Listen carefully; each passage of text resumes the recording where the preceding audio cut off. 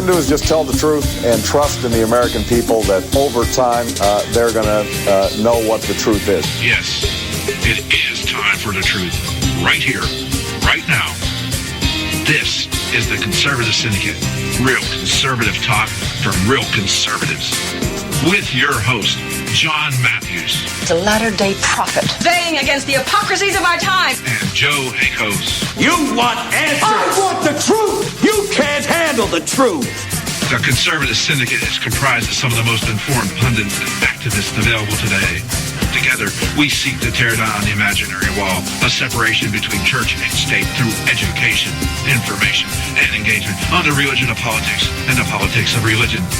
And now, your host on the globally syndicated Conservative Syndicate, John Matthews and Joe Hakos.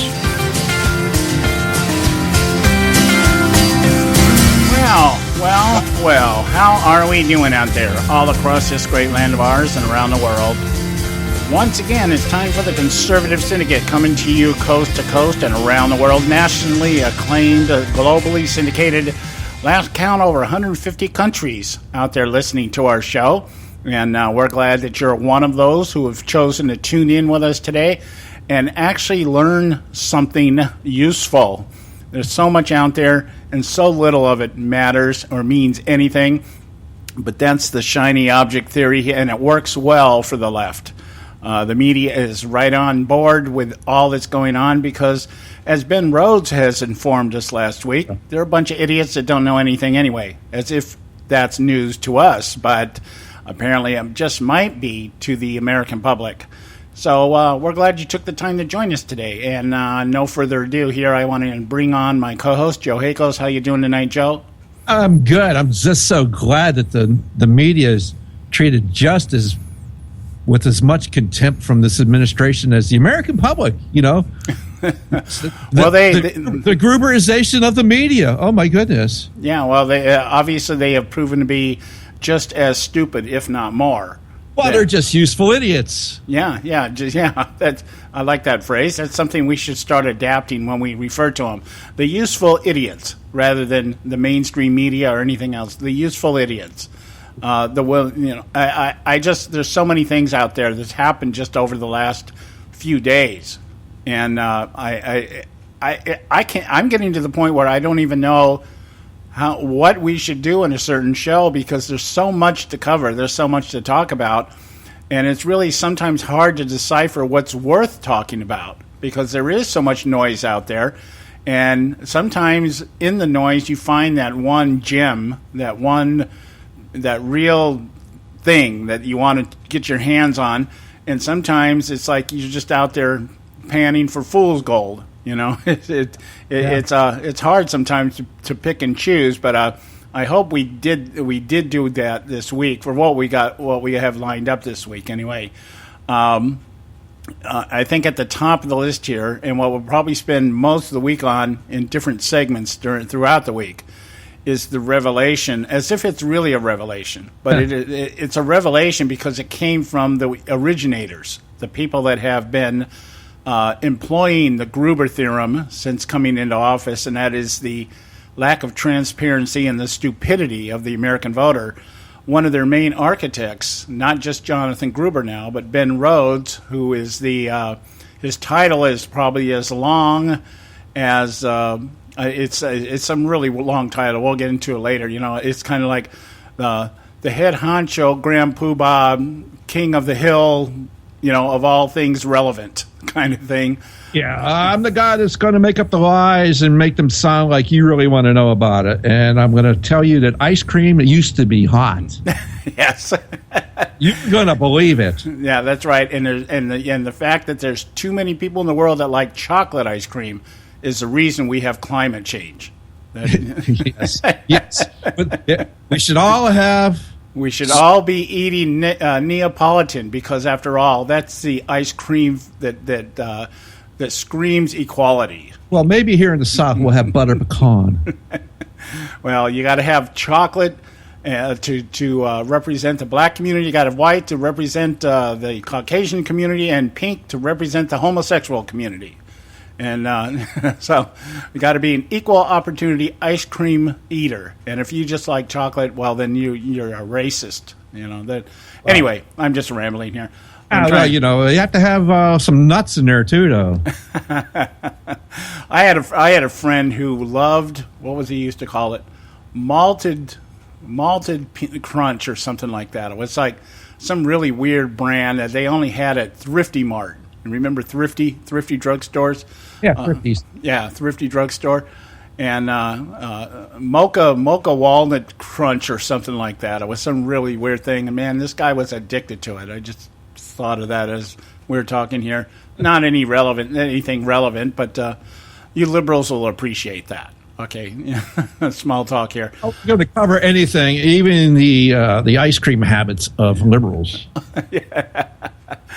There's so much going on here, and I'm hoping to get through some of it today. But I know the one topic that will probably take us most of the week is this interview that was conducted by New York Times Magazine with Ben Rhodes, who is one of the main go-to guy for Barack Obama. I guess he would be Barack Obama's equivalent to George Goebbels. He is in charge of the propaganda, selling the media and the public on what Obama wants them to think is happening rather than what's really happening. And it's a very in-depth article. And like I said, very uncommon, that it's also very forthright and honest as to his motivation and what he's doing, and even in terms of his qualifications. He is perfectly qualified for the Obama administration because he has no previous experience doing what he's doing. You don't have to have any previous experience. You just have to be a loyalist. You just have to be an ideologue. I think the phrase they used throughout the interview to describe his relationship with Barack Obama is a mind meld, in that they think exactly alike. That's kind of scary that there's two of them walking around and they hang out in the same place. But I think there was a whole department called the IRS that had the same mind meld. Yeah. But the IRS does it for self-preservation purposes. This guy does it because he's like Obama. He actually believes it. Well, I don't know about self-preservation. I mean, the IRS was going after conservative groups so they could destroy those groups. Oh, and yeah. Obama didn't ever have to tell them to do that. Well, the ideology there, Lois Lerner, obviously a true believer, and the guy that's in there now, I forget his name. This guy just sounds like a complete tin hat, man. I just doesn't even sound like listening to him talk. It's kind of like listening to Josh Earnest, at the press conferences every day. You talk in circles and say absolutely nothing, that kind of thing. So very earnest. Yeah. Anyway, what are we at here with time? Okay, we may not get into our first segment here, but Joe sent me something over the weekend. I want to start the show with this, but we'll see how it transgresses. We'll see how it progresses as we go along. It is kind of a transgression, I guess. Indiana has installed safe haven baby boxes. You can now drop your kid off like dropping off something at the Goodwill. You can drive up to a fire department in Indiana and deposit the unwanted child into a little box that is, of course, climate controlled and notifies 911 operators as soon as there's motion that there's somebody in there. Now, you got to be careful because once you drop that baby in there, the door locks. Yeah, it's done. You've done it. Yeah, no refund, no returns. Okay, that kind of thing. We're going to talk about that a little bit today. North Carolina and their anti-LGBT laws, as the left likes to call it. We like to call it the Religious Freedom Protection Act, but it depends on what side you're on there. We're going to talk about that today.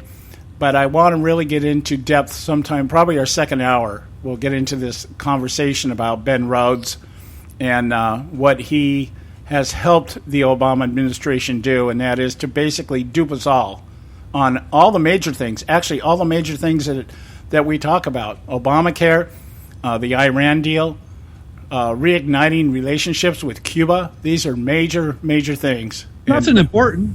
Absolutely. None of these things are very important. None of those things are very important. They're not going to affect anybody in the world. Yeah. I mean, it's not as important, of course, as Kim Kardashian, but it's close. It's up there to some of us. So we'll talk about that. And then another thing I want to talk about during the course of this day and this week, maybe not today, but during the course of the week, depends how things unfold, is there's actually legitimate rumors flowing around now that the GOP establishment, the guys that have decided, people like Romney and Jeb Bush and Rick Santorum and people like this that have decided that absolutely they're not going to vote for Trump. They're actually talking about a third-party candidate. Just to make sure they get the person they really want in office, that would be Hillary Clinton. So we're going to entertain some of that during the course of the week here. I found a really interesting article in the Washington Post, 10 Republicans who hate Donald Trump the most.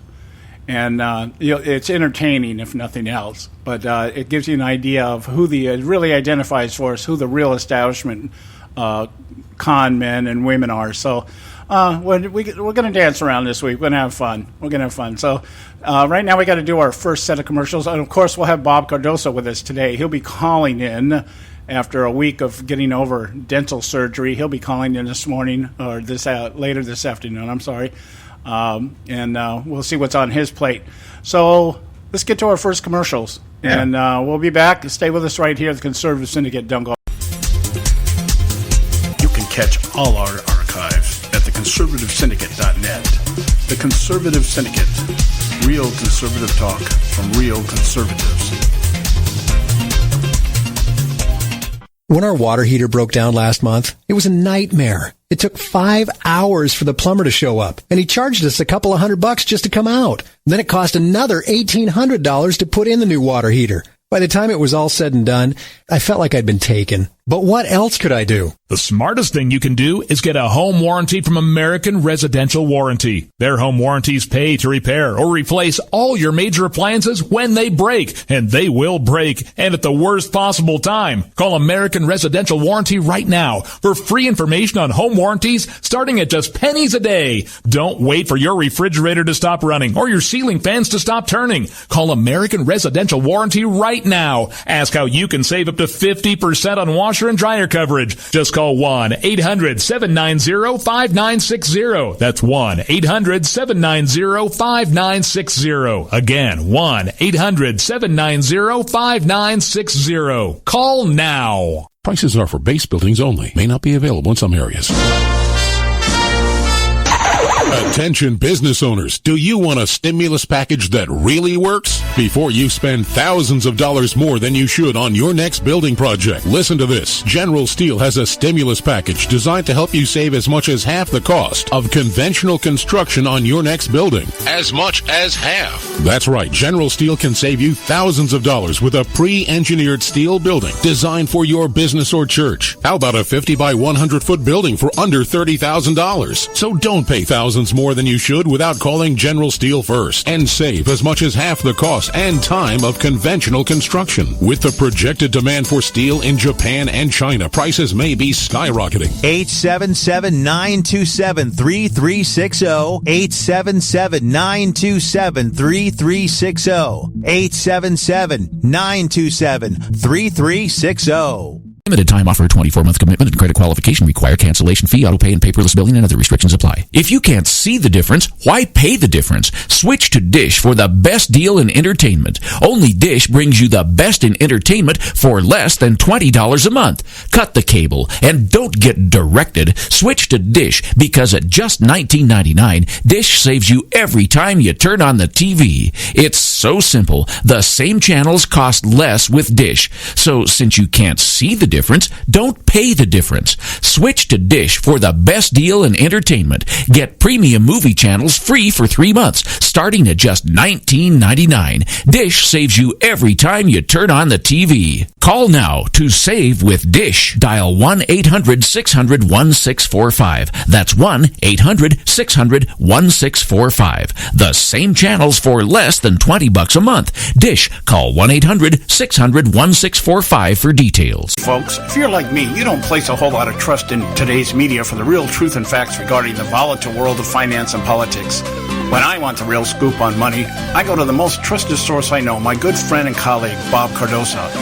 Bob is a noted expert with a PhD in international finance who airs his nationally known, globally syndicated show, Robert Cardosa Live, daily, Monday through Friday from 4 to 6 p.m. Pacific Time.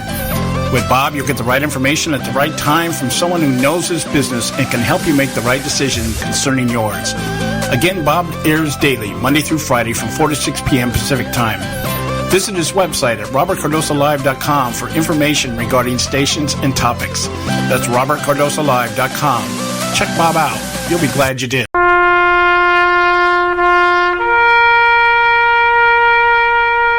Read something recently worth thinking about. It's the soldier, not the campus organizer, who's given us freedom to demonstrate. It's the soldier, not the reporter, who's given us freedom of the press. It's the soldier, not the poet, who's given us freedom of speech. It's the soldier who serves under the flag, who defends the protesters' right to burn the flag. Isn't it time now to demonstrate that we support our troops? Were it not for the brave, there'd be no land of the free. Fred Thompson's message was brought to you by citizensunited.org.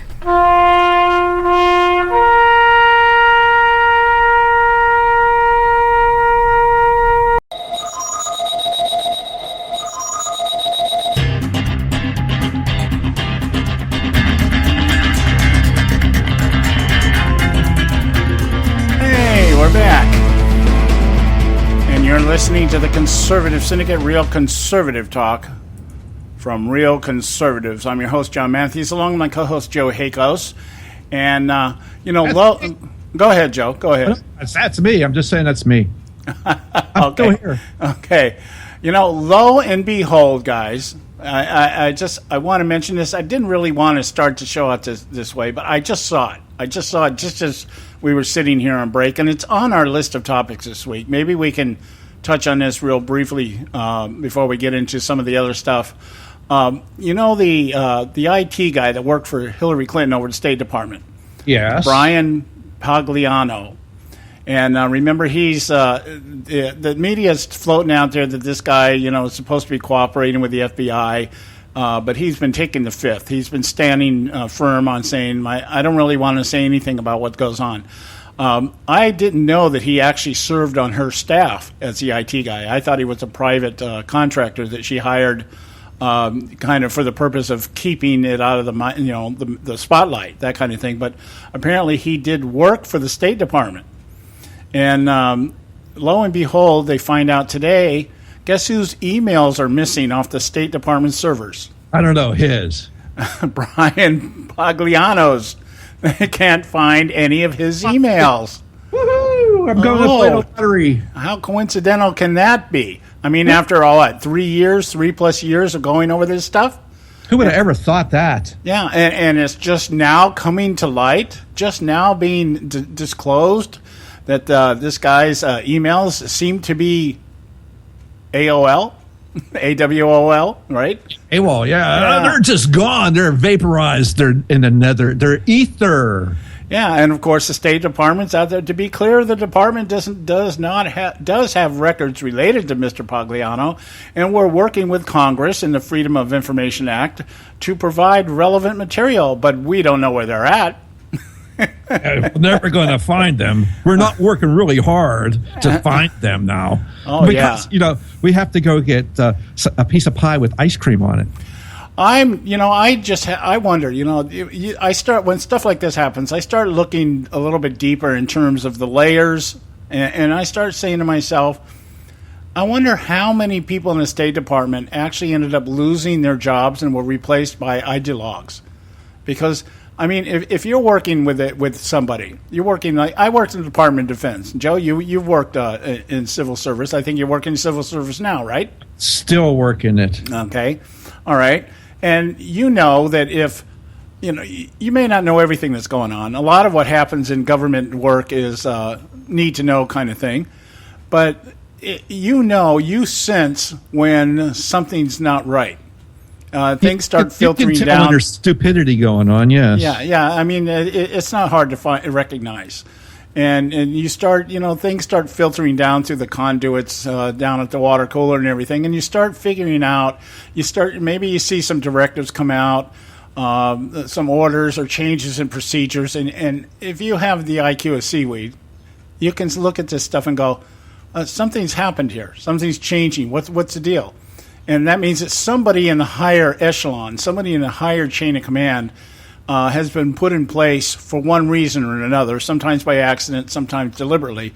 But they've come in and decided that they're going to transform the department into something other than what it was when they stepped in. And they call it a paradigm shift, John. Yeah, there you go, a paradigm shift, okay? In government terms, it's more like policy change. It's a policy transition or transformation, something like that.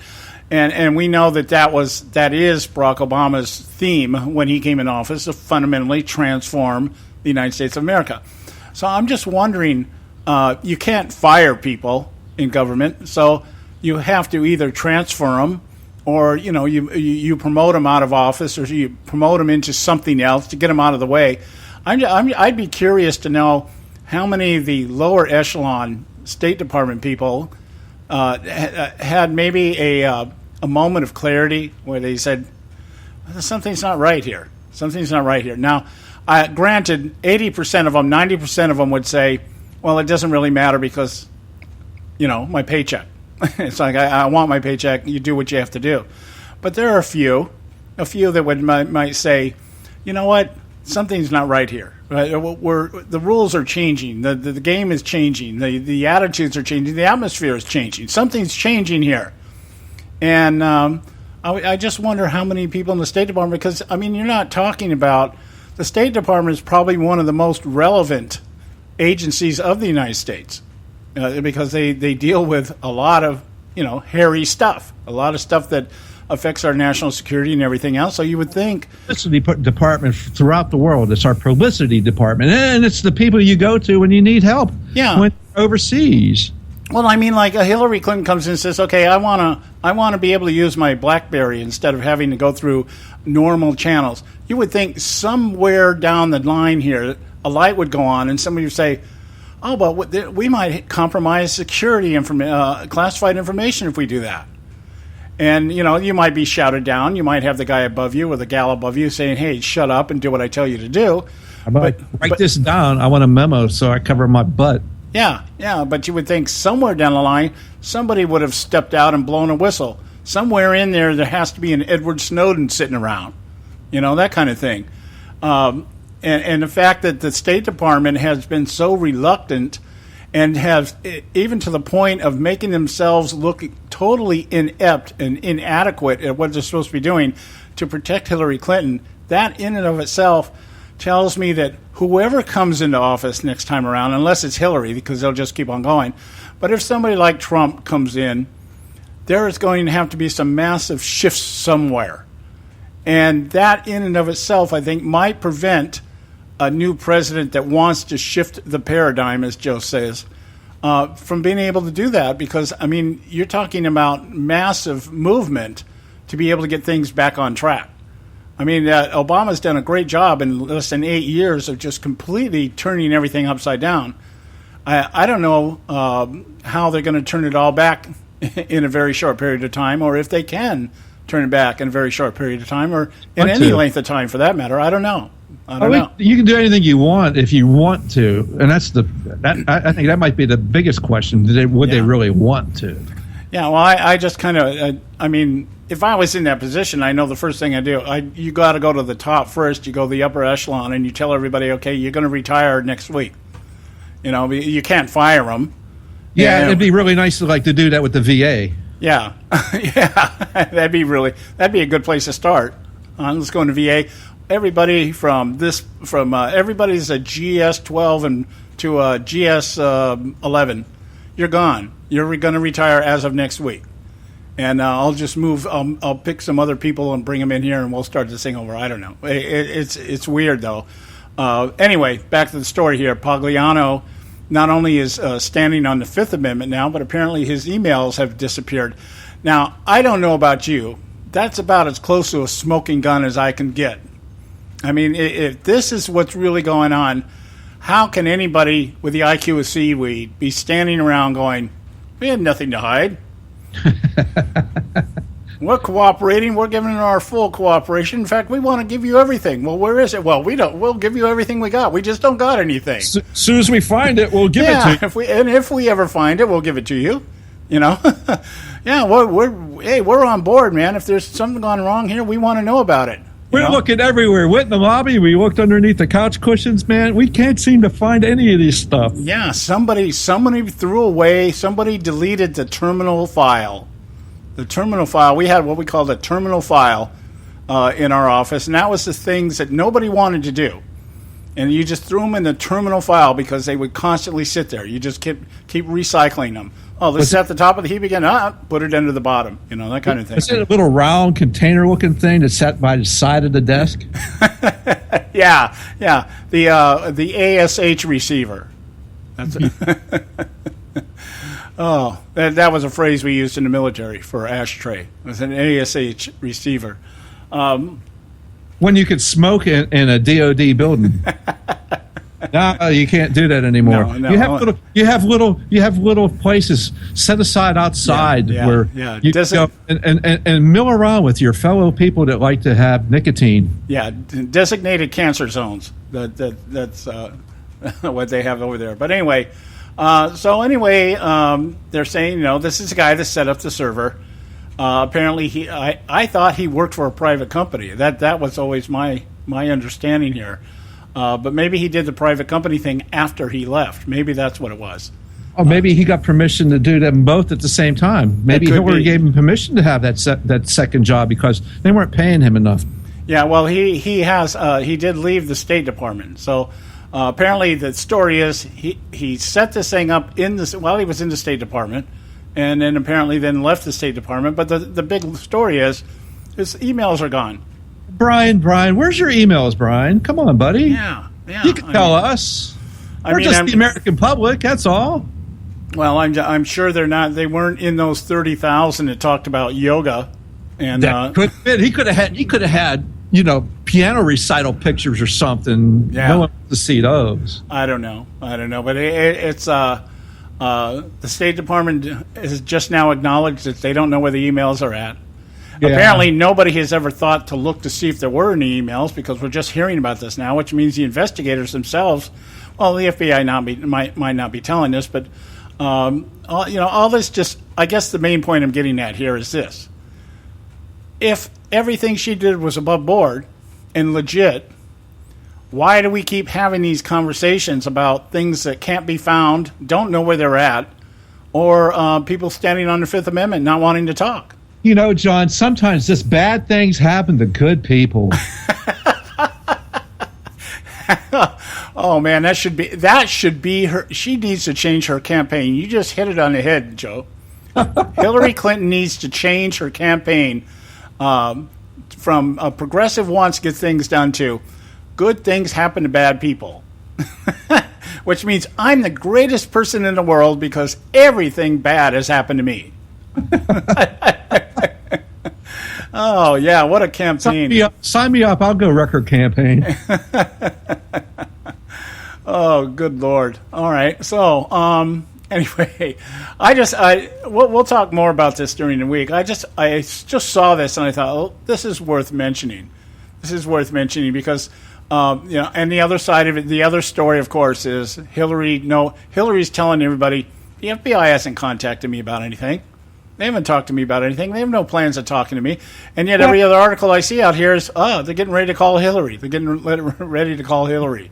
They're running out of everybody else to talk to, so they're only left with her. And, poor Hillary, she's going to have to worry about tomorrow's primary in West Virginia. Oh, jeez. Yeah, well, the big story I want to get to with her probably later on in the week here is the idea, and this fits in with our conversation we're going to have about Ben Rhodes. Yes. In terms of the stupidity of the media.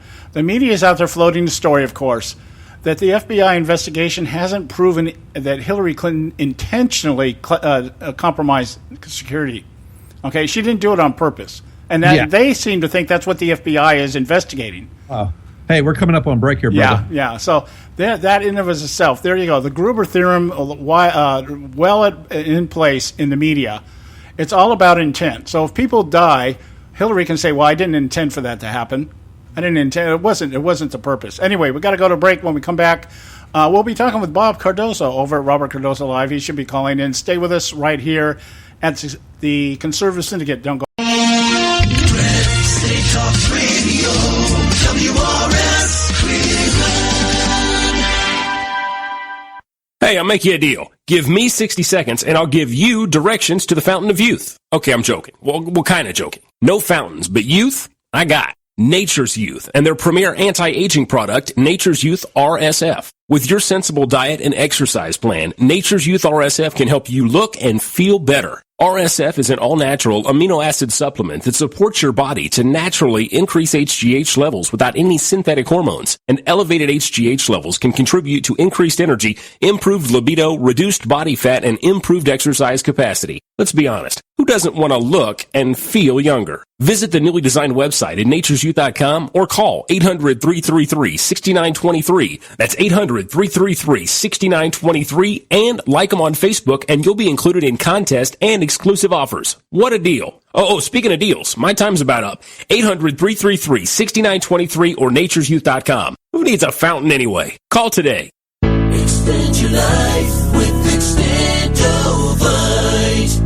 When I had a heart attack at 42, I was not sure what the future held. But a year later, the doctors could find nothing wrong with me and took me off all my medication. What did I do? I took a herbal mixture of garlic, cayenne, and a few other herbs mixed in liquid form. I now call this Extendovite. I would have never believed that a few simple herbs could actually change my life like they did. Now it's your turn to see what the powers of garlic and cayenne can do for you. For only $69.95 plus shipping and handling for a 2-month supply of either capsules or liquid, you too can begin on your path to better health. For more information, call 1-877-928-8822. That's 1-877-928-8822. Or visit our website at heartdrop.com. Extend your life with Extendovite. I've owned my company for 14 years now, and I can tell you that payroll is a 4-letter word. I hate doing it. It eats up hours I don't have, and it costs me money I could be saving. But my accountant's too expensive, and I'm not sure who to call, but I know I need help. We're Paychex, and we take all the hassles out of small business payroll. We save you time and money. It's easy. Call, fax, or give us your payroll information securely online, and we take care of the rest. We calculate the correct taxes, manage payments and direct deposits. We even send out your checks. Payroll doesn't need to be a 4-letter word anymore. We're so sure that we can save you time and money that we'll give you a month's payroll free. Just for calling 877-663-3830. Get 1 month's payroll for free. Call Paychex right now. 877-663-3830.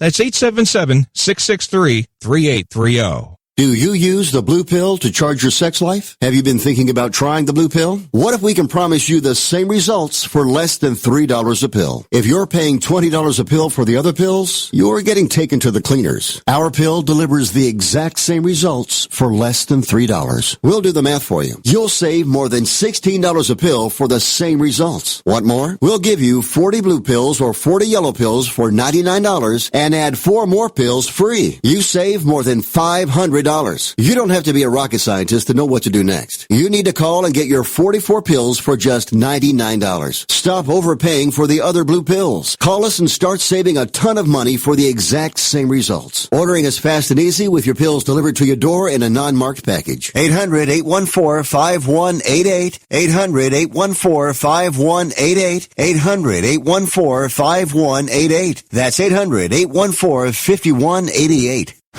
Hey, Bugsy, you hear the news about Vinny? Yeah, it's a real shame he owed money to the IRS and they finally cut up with him. Just like Al Capone. If the IRS can get to Capone, imagine what they can do to little old Vinny, huh? Poor cat, he was on top of the world, then bada boom, bada bing. What Vinny needs now is an offer he can't refuse.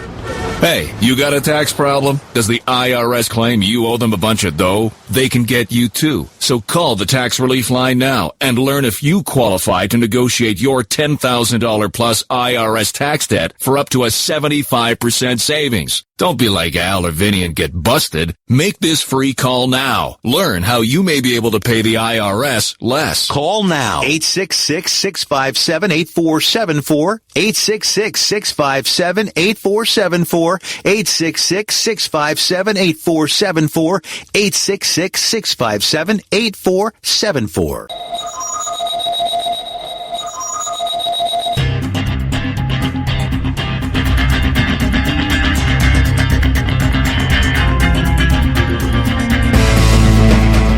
Hey, we're back. You're listening to the Conservative Syndicate, real conservative talk, where you can save $500 on your next erection. All you have to do is order those little blue pills. Just 44 pills. I don't know. I'll probably get in trouble for doing that, but I just couldn't pass it up. Boom, bada bang!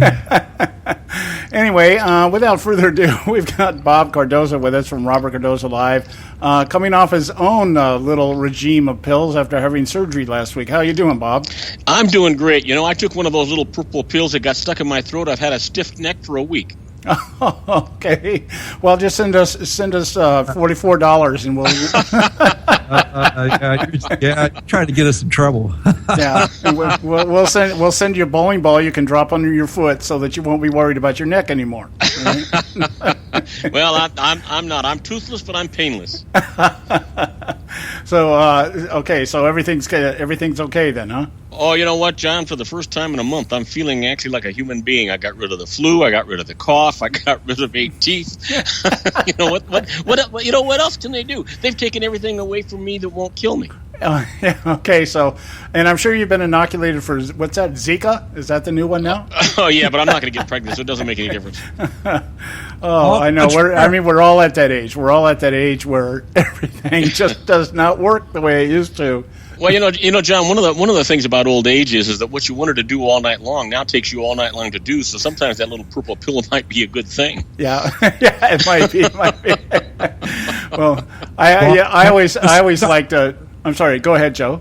Well, you have to remember to go see your doctor first to make sure that you can safely do that. Yeah. That you fit enough. Hey, you know, you've heard the old story. At my age, you know, sex could be fatal, and I just figured if she dies, she dies. Okay. Oh, I've got a really good transgender joke I could pop right now, but I'm not going to do that.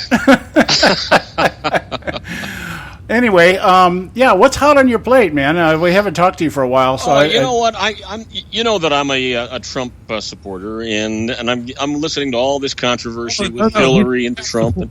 He doesn't have supporters. Well, you know, but he needs some. He's got big cojones, so he needs supporters. Well, and he doesn't need 44 blue pills either. He's already told us about his size thing. So, but he has followers though. He doesn't have supporters. Well, you know what? I just see all this controversy going on, and I see the GOP, trying to manipulate and maneuver around him, and wanting him to change his ways and apologize and try to get together. And I'm thinking to myself, you know what? He actually won the primary and the nomination, or is going to get the nomination anyway. And he did it by playing his own game, doing it his own way, without playing their game. And why the heck should he change now? Well, that's a good question. I mean, you don't want to rock the boat if it's gotten you this far. Why do you want to change? Yeah. But let me along that line here. Let me interject here something. I want to get your opinion on this because this is right up your alley. We're talking about money? Okay, yeah, it's about money. Okay. I looked at this article over the weekend about, and this, I guess I want to preface this by the fact that Trump did for me, the first time he's made, to me, in my opinion, a major mistake over the weekend. He was talking with MSNBC, and they pulled a Mitt Romney on him. What they did was they gave him a hypothetical situation and asked him what he would do. And he walked right into their trap and gave him a hypothetical answer, which has now become one of the major talking points as it's developing. Once the media actually figures out what he said, they're going to start floating this stuff out there. They asked him what he would do if the economy crashed again. And we'll completely disregard the fact that the economy has not recovered. But from MSNBC point of view, they asked him what would he do if the economy crashed again. How would he handle it? And he said that he basically would borrow our way out of it, and then in all the essence of what he was saying was, if we couldn't pay back the debt, we just declare bankruptcy and get everybody to pay discounts on the interest. Now, to me, that sounds just like Keynesian economics. That sounds like something Barack Obama would do. That, I got to tell you, it would not only would it cripple the United States and the United States economy, and not for just a temporary period of time, but for an elongated time. But it would also cripple the world economy should the United States ever do that. That is not something you can do. And then borrow the kind of money it would take to get out of the kind of deep recession that we were in before. We weren't really able to borrow all the money we needed the first time. We were able to borrow some money from China, but the truth is that we started to print money, which is why the value of our money started to deplete. Okay, so the guy that you like so much, and then now I put you on the hot seat, the guy that you like so much says that he would handle another economic crash by basically borrowing, which is basically what Obama has done. Okay, when we talk about the omnibus bills and we talk about the stimulus bills and everything else, that is basically, we have borrowed money from countries. And the idea, all the arguments about debt ceilings, the only difference is Obama says, well, we just raised the debt ceiling. It's just like we just allow ourselves to borrow more. Okay, Trump says no. We just basically don't pay anybody, and then we renegotiate. And the way he put it was, we'd make a deal. Okay, here's the great deal maker. Here's the deal, John. There is something about everybody that I consider a friend or friendly or a good associate or a good business person that I don't like. And I don't agree with everything that everybody that I do like says. That's the nice part about being a walking, talking, breathing, thinking human being.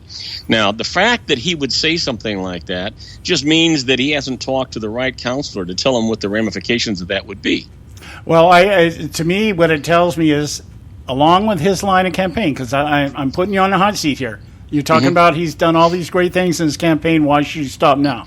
I didn't say he did a lot of great things. I said he has gotten this far being who he is. Okay, all right. And the people of the United States are really fed up with the basic GOP good old boy network. Matter of fact, any legislators a good old boy network, and that he looks like a breath of fresh air for most United States citizens who think they're being taken advantage of by their own government. Okay, all right. I'll give you the fifth on that one. All right. What I'm getting here is that he is basically saying that he would make a deal, and this has been his credo. He's going to make all these great deals for the country. Well, that's how he does business.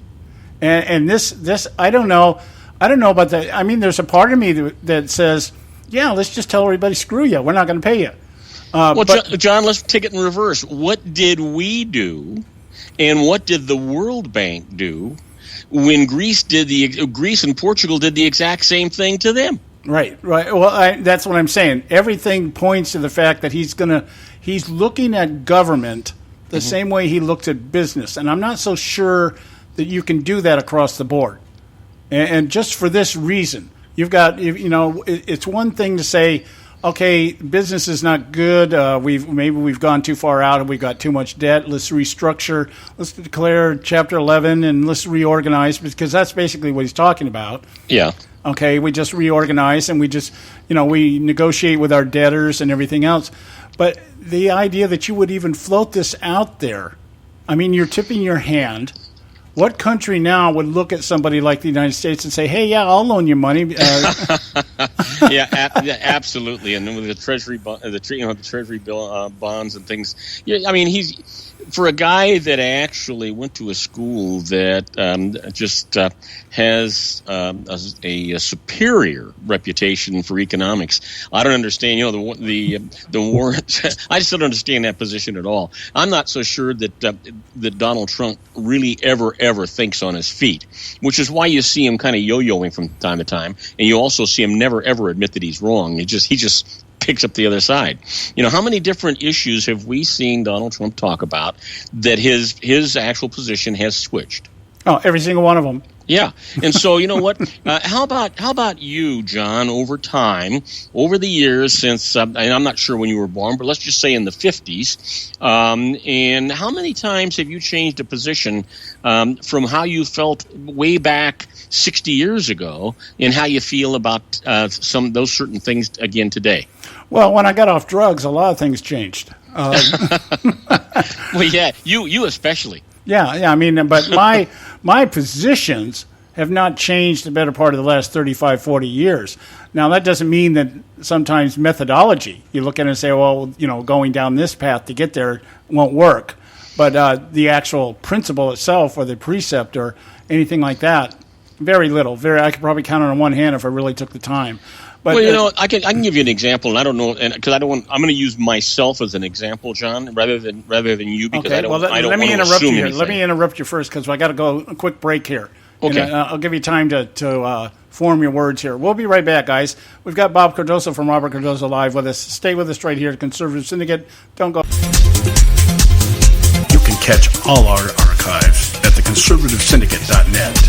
The Conservative Syndicate. Real conservative talk from real conservatives. Term life insurance. It can be a powerful way to protect your assets and your family. You work hard to earn and save your money to build a nest egg for the future. Don't let it get wiped out because you didn't plan ahead. Take the time now and make a small investment in $500,000 or more in quality term life insurance. Call the Term Lifeline and let us shop the best companies to give you the lowest rates. We specialize in policies of $500,000 and above. Ask about some of our 10 and 20-year fixed rate plans with guaranteed rates. Call the Term Lifeline right now for your free insurance quote. 800-870-3609.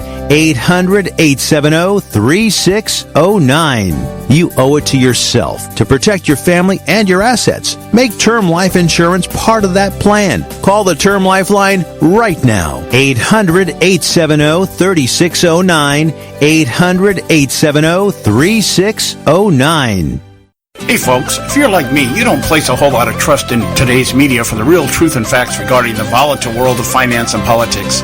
When I want the real scoop on money, I go to the most trusted source I know, my good friend and colleague, Bob Cardoso. Bob is a noted expert with a PhD in international finance who airs his nationally known, globally syndicated show, Robert Cardoso Live, daily, Monday through Friday from 4 to 6 p.m. Pacific Time. With Bob, you'll get the right information at the right time from someone who knows his business and can help you make the right decision concerning yours. Again, Bob airs daily, Monday through Friday from 4 to 6 p.m. Pacific Time. Visit his website at robertcardosolive.com for information regarding stations and topics. That's robertcardosolive.com. Check Bob out. You'll be glad you did.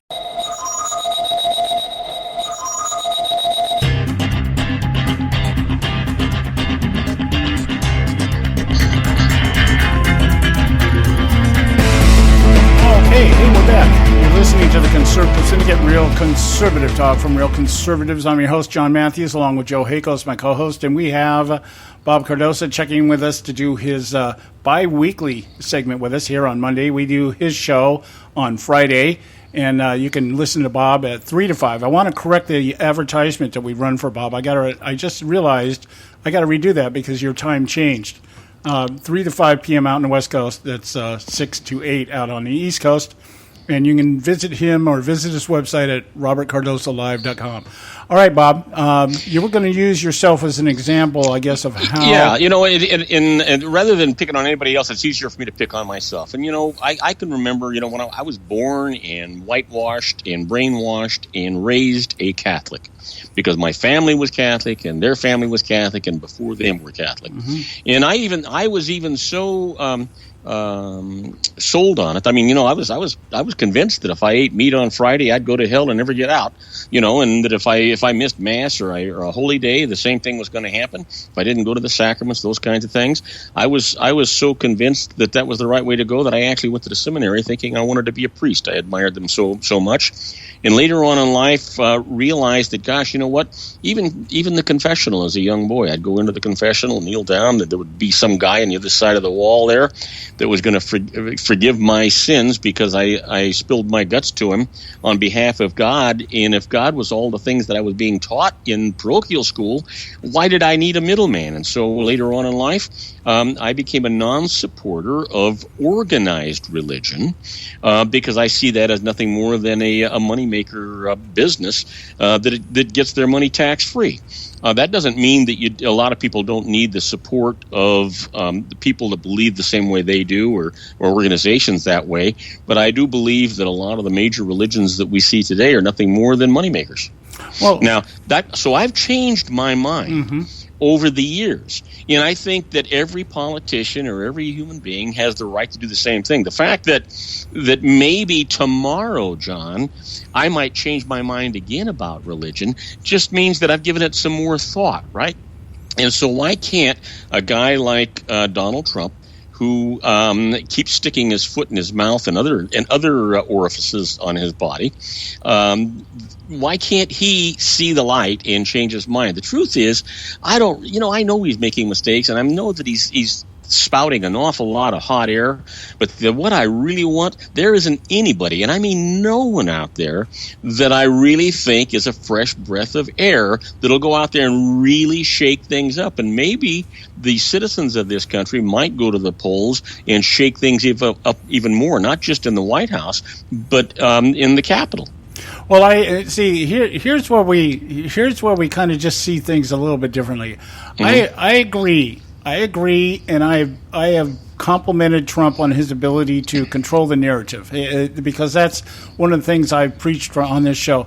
The conservatives have to control the narrative. We have to take control of it, and that's why we're just getting whopped every other day. Is because nobody wants to take control of the narrative. That's what Trump has done. That's what's upset the establishment. Is we got somebody controlling the conversation and making people uncomfortable by doing it. Okay, so I give him all the credit in the world for doing that. And I give him just as much credit being able to run a campaign against an entire establishment that has been dead set against him from the beginning. And he's been able to overcome that. He has ignited the support of a lot of people who have, by their own admission, been sitting on the sidelines for many years in some cases, and they want to come back and they want to vote and everything else. But he made just a comment the other day that just kind of, when I look at you talk about changing your mind. Here's a guy with a 40-year record of basically being a liberal, supporting liberals financially and politically, who came into this race, all of a sudden became a Republican. And now, as little by little, as we get closer to the general election, he's starting to move more and more back to the left, and you're starting to hear him say things like the other day, I'm a Republican. This is the Republican Party, not the Conservative Party. Okay, so... Well, but the other thing is an answer for me then, if you can, why it is that so many of the good old boy network in the GOP are saying, you know what, I'm going to vote for Hillary Clinton instead of Donald Trump. Is that because he's too far to the left? Because God knows that's where she's at. No. I think it's because they fear the exposure. My contention has been and will be, and again, I'm not. I've resigned myself to the fact that I'll have to vote for Donald Trump because Hillary would be worse. Okay, that's a boy. I'm gonna put you in my will. Okay. So I've resigned myself to that. We're back to the lesser of two evils. Okay, there's a 50-50 chance that Trump will do what he says he's going to do.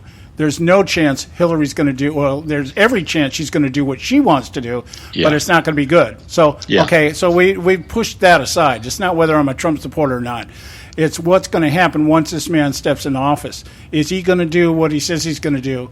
Or is he going to become some type? He is a populist. He's not a politician. He's a populist. Right. So if that populism begins to drive his agenda, that means that he will shift whichever way the wind requires him to shift, and that may not be in the favor of America, the America that he wants to make great again. And he may appoint ourselves a moderate Supreme Court justice, because that seems to be what he's going to need to do to be able to make whatever deals he wants to make, that kind of thing.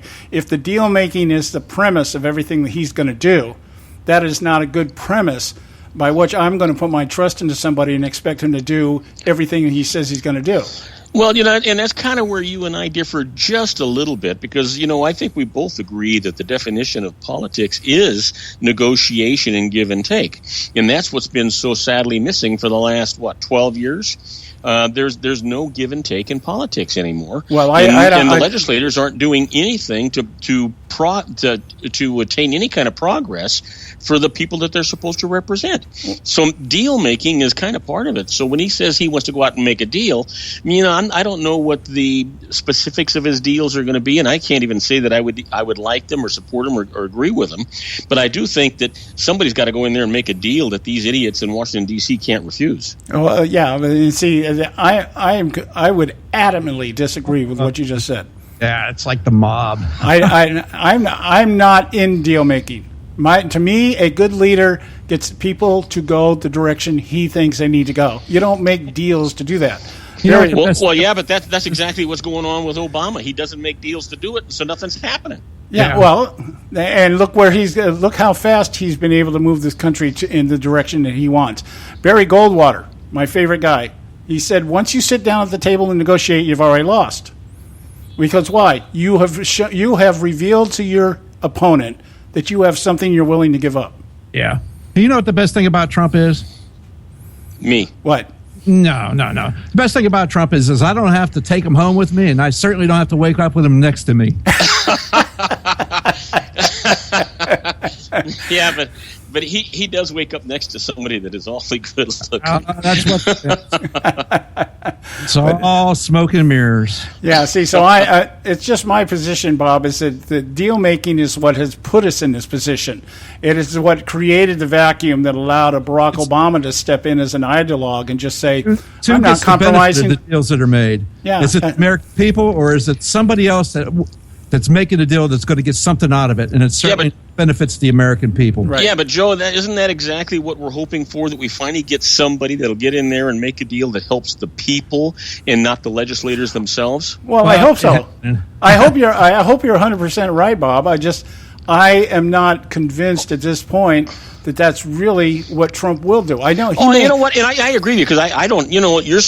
My crystal ball is no better than yours, but I can tell you for sure, it sure as heck is not going to happen with Hillary Clinton. There you go. Absolutely. Yeah. We're in agreement there. But as a mad prophet, I can tell you pretty much what's going to happen if Trump gets in there. It'll be a slower progression over the cliff. Well, you know what? I hope that we're all surprised in a good and positive way. Oh, I hope so. I hope that this time next year you can make fun of me. Hey, John, how wrong you were. Oh yeah, I'm recording this, John, because I'm going to play it back for you any chance I get. Yeah, but I'm seldom wrong. So. Well, you know what? I would tell you that you were right, John, but then I would be wrong. Go ahead, Joe. You had something to say. I just love it when people go to the archives. We want people to go to the archives. Yeah. Go to our archives. We're out of time, Bob. I want to give you a moment to promote your show. You do this to me all the time. You get me on the air, and then you tell me I'm out of time. Yeah, well... Payback. It's called Okay. Payback. So listen, I want everybody just to go out and get my app. It's the easiest way to listen to my show. You can go to my website at robertcardozalive.com, but I prefer that you just go to either your Apple store or go to your Windows and Android store. Google or just search Robert Cardoza Live. My app is there. It's absolutely free. You can listen to the show live. You can chat with me while we're on the air, or you can listen to any of my archives. And I broadcast live every Monday through Friday from 3 p.m. to 5 p.m. Pacific time. Hey, guys, I just love being with you guys. I look forward to talking to you on Friday. All right, you take care. God bless. Bye-bye. Okay, guys, it's time for the Edwards Notebook. We're at the top of the hour, and we'll pay a couple bills, be back, and we're going to get into the serious discussion here on Ben Rhodes. I want to get this thing kicked off here. Stay with us right here at the The Conservative Syndicate. Don't go away. The more I know, the more I learn, there's so much more to find out. Hello, I'm Ron Edwards.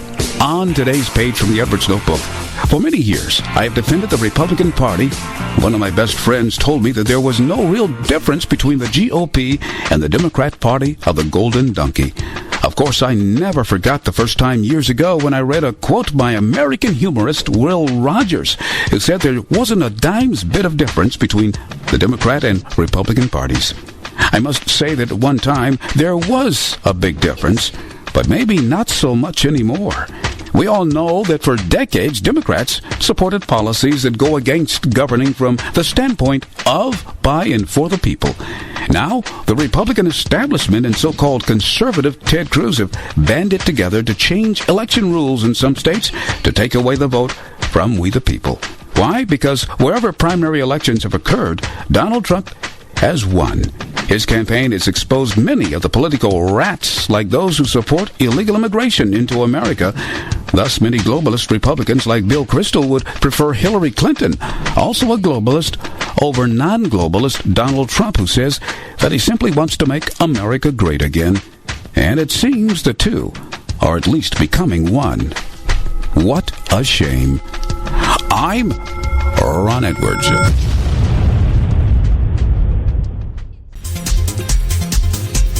Catch all our archives at theconservativesyndicate.net. The Conservative Syndicate. Real conservative talk from real conservatives. When our water heater broke down last month, it was a nightmare. It took 5 hours for the plumber to show up, and he charged us a couple of $100 just to come out. Then it cost another $1,800 to put in the new water heater. By the time it was all said and done, I felt like I'd been taken. But what else could I do? The smartest thing you can do is get a home warranty from American Residential Warranty. Their home warranties pay to repair or replace all your major appliances when they break, and they will break, and at the worst possible time. Call American Residential Warranty right now for free information on home warranties starting at just pennies a day. Don't wait for your refrigerator to stop running or your ceiling fans to stop turning. Call American Residential Warranty right now. Ask how you can save up to 50% on washer and dryer coverage. Just call 1-800-790-5960. That's 1-800-790-5960. Again, 1-800-790-5960. Call now. Prices are for base buildings only. May not be available in some areas. Attention business owners, do you want a stimulus package that really works? Before you spend thousands of dollars more than you should on your next building project, listen to this. General Steel has a stimulus package designed to help you save as much as half the cost of conventional construction on your next building. As much as half. That's right, General Steel can save you thousands of dollars with a pre-engineered steel building designed for your business or church. How about a 50 by 100 foot building for under $30,000? So don't pay thousands more than you should without calling General Steel first and save as much as half the cost and time of conventional construction. With the projected demand for steel in Japan and China, prices may be skyrocketing. 877-927-3360. 877-927-3360. 877-927-3360. Folks, if you're like me, you don't place a whole lot of trust in today's media for the real truth and facts regarding the volatile world of finance and politics. When I want the real scoop on money, I go to the most trusted source I know, my good friend and colleague, Bob Cardosa. Bob is a noted expert with a PhD in international finance who airs his nationally known, globally syndicated show, Robert Cardosa Live, daily, Monday through Friday from 4 to 6 p.m. Pacific Time. With Bob, you'll get the right information at the right time from someone who knows his business and can help you make the right decision concerning yours. Again, Bob airs daily, Monday through Friday from 4 to 6 p.m. Pacific Time. Visit his website at robertcardosalive.com for information regarding stations and topics. That's robertcardosalive.com. Check Bob out. You'll be glad you did.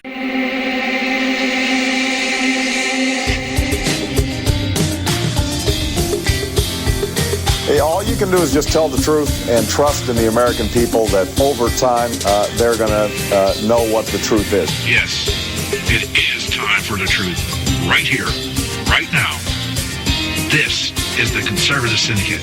Real conservative talk from real conservatives.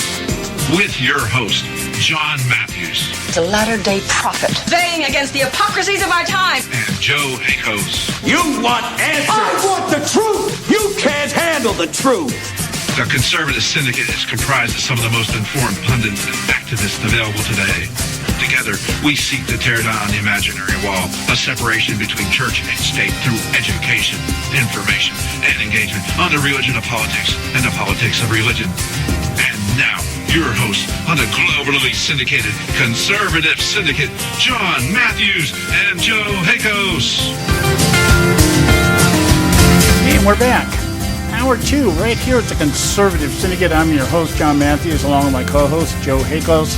And I hope you enjoyed that conversation. But I said I wanted to start this hour with discussion on Ben Rhodes and the in-depth interview that took place at the New York Times Magazine.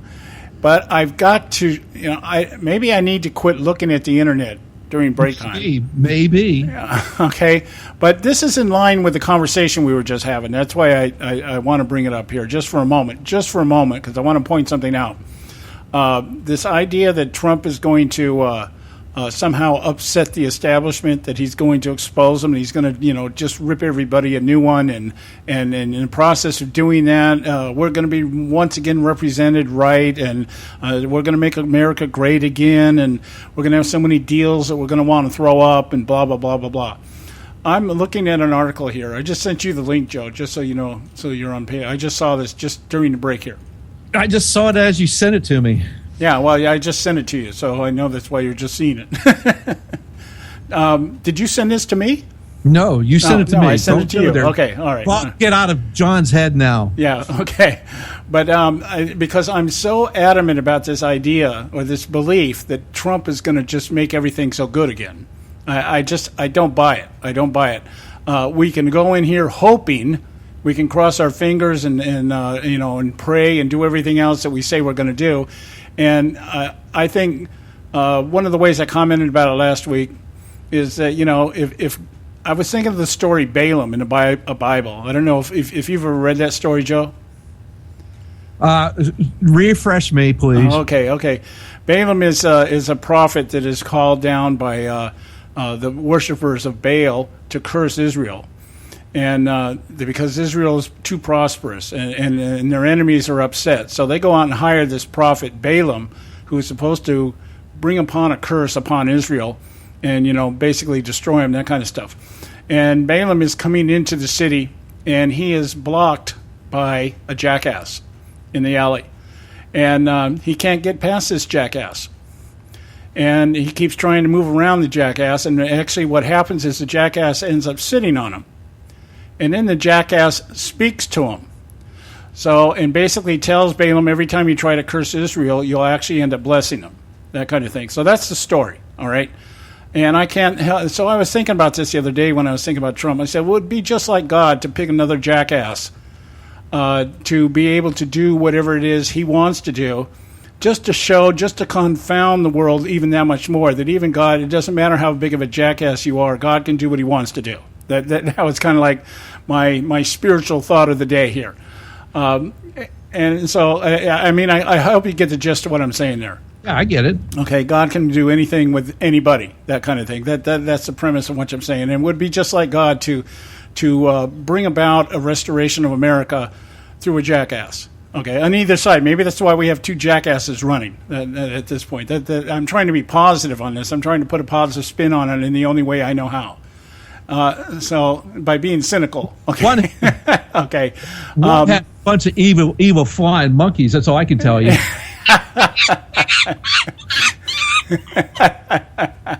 So anyway, this article, and we were talking about the establishment, okay, and this is what the point I'm getting at here is: it doesn't matter who's in the White House, and much more to the point. The Republican establishment right now would rather have Hillary Clinton in the White House because she would be easier to work with than Donald Trump. That's my premise. I don't know that to be true. I mean, but that's the premise that the Trump supporters are arguing with. Okay, or that's their argument. All right. This came out of the Observer. Wealthy cruise donors pours millions in the Clinton campaign. So what they're talking about here is there's some of the people, Renaissance Technology, which has put $13 million into Ted Cruz's failed presidential campaign, has already donated up to $2 million to Clinton campaign now. And then Equidaian Capital, also owned by this guy, Mr. Simon, has given the Clinton campaign $7 million. So there's $9 million he has sunk into Hillary Clinton's campaign now that Ted Cruz has dropped out of the race. Now, here's the paragraph I'm going to read you so that you understand what I'm saying when we talk about the establishment. Mr. Simons isn't the only wealthy donor making the move. A number of deep-pocketed elite have given up trying to buy off Republican politicians in order to support Mrs. Clinton, the only establishment-friendly candidate of either party remaining in the race. In response, the Clinton campaign has assembled a group dubbed Republicans for Hillary to reach wealthy GOP donors. Mrs. Clinton not only shares over 60 of the same donors with the former Republican candidate Jeb Bush, but is also making new efforts to court additional Bush family donors, according to a recent Politico report. She is the only remaining establishment candidate. Establishment-friendly candidate. Right. And she is the one that has stepped over the lines of partisanship and now is bringing in Republican donors who supported the likes of Jeb Bush and Ted Cruz. So this plays two ways here. One, this confirms what I was saying to you about Ted Cruz in the fact that he had to, whether he wanted to admit it or not, at least sell out to some degree to be able to quote-unquote unify the party and get the votes that he needed and the support he needed to take Donald Trump out, which he failed to do. I understand the strategy. I won't nail him to the cross for that.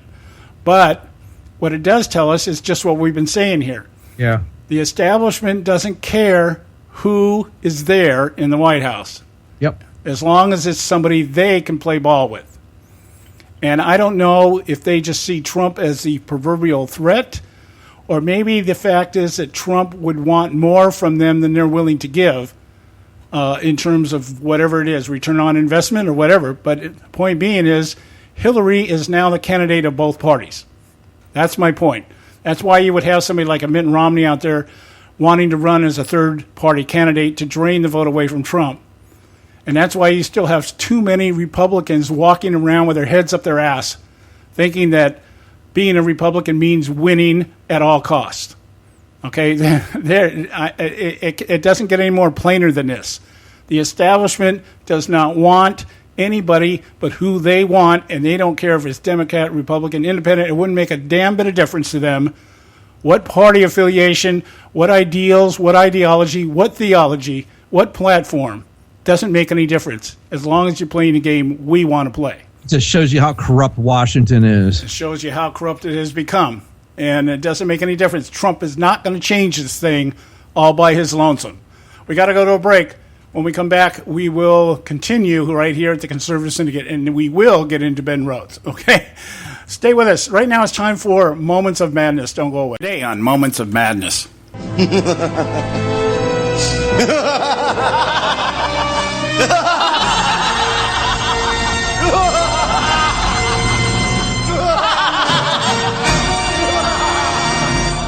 A recent fundraising email from the National Republican Senate Committee, NRSC, composed by House Speaker Paul Ryan and forwarded by Senate Majority Leader Mitch McConnell as if to give it a sense of super double importance, underscores the complete disconnect between the GOP's establishment and those they claim they desire so much to represent.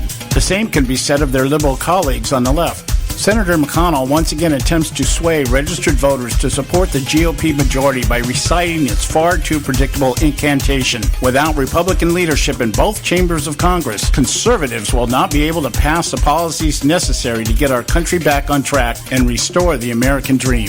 This entire claim by the NRSC is in and of itself as oxymoronic as it is insulting to any voter who embraces the pure ideological premise of limited government that defines authentic conservatism. Those like McConnell, Ryan, and Lucifer's texting buddy, John Boehner, have long marginalized their base, except when dusting off the mantle of constitutional integrity and voter trust that otherwise lies dormant between layers of false rhetoric, lack of diligence, and outright corruption between election cycles. Truth is, today there's absolutely no representation by any true Republicans any more than there is any evidence of leadership by any conservatives in both chambers of Congress. Here's the madness. While Speaker Ryan and Senate Majority Leader McConnell once again trust the stupidity of the American voter to blindly buy into their recycled template of majority means efficiency, they do so at their own peril. The presumptive nomination of Donald Trump, as well as a hangnail of the DNC, Uncle Bernie, indicates an oncoming tsunami of a dissatisfied, disenfranchised, ticked-off electorate who are not only ready for change, but ready to raise our entire system to the ground through a scorched earth strategy, complete with protests and riots that resurrect memories of the Weather Underground and Black Panther Party. There is indeed a unification of electoral allies forming, but these groups are not user-friendly towards each other or the establishment stalwarts that roam the halls of Congress. Donald Trump has incited a huge segment of the silent majority that makes up middle America that is so incensed at a government so intent on saving itself at the cost of our republic, they willingly line up for hours to listen to Trump's isolationist doctrine spewed under the brand of Make America Great Again. Even voters who once ranted religiously about vetting candidates that reverently follow principles of conservatism now line up behind their great orange hope, the Pied Piper of populism, prepared to walk off the cliff, completely blind they are embracing one of the main players who has helped orchestrate our current state of demise. In the words of Democratic pollster Mark Malman, Bernie Sanders is posting Kim Jong II-like numbers among young people, and those are people with no connection or loyalty to the Clintons whatsoever. Yet the DNC establishment, like its more than moderate counterpart who only physically occupies the right side of the aisle, also believe this demographic will eventually fall into line next to their already marginalized minorities, soccer moms, and Hollywood celebrities.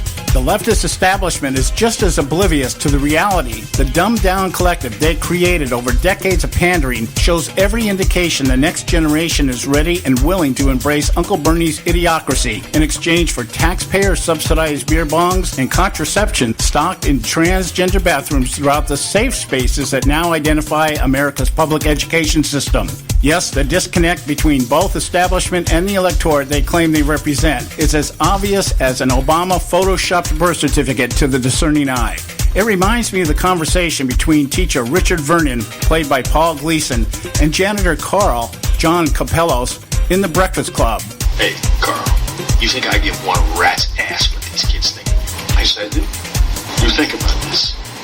When you get old, these kids, when I get old, they're going to be running the country. Now, this is the thought that wakes me up in the middle of the night. That when I get older, these kids are going to take care of me. I wouldn't count on it.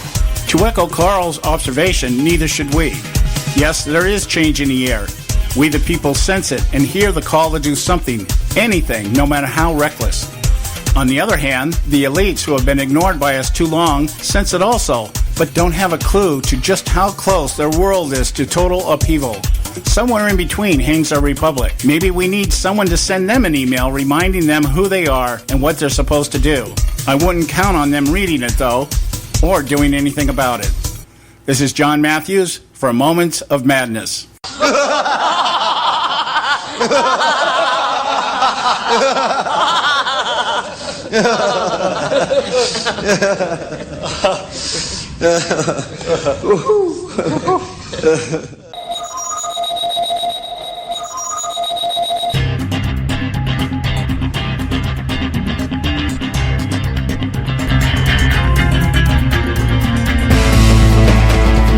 Hey, we're back.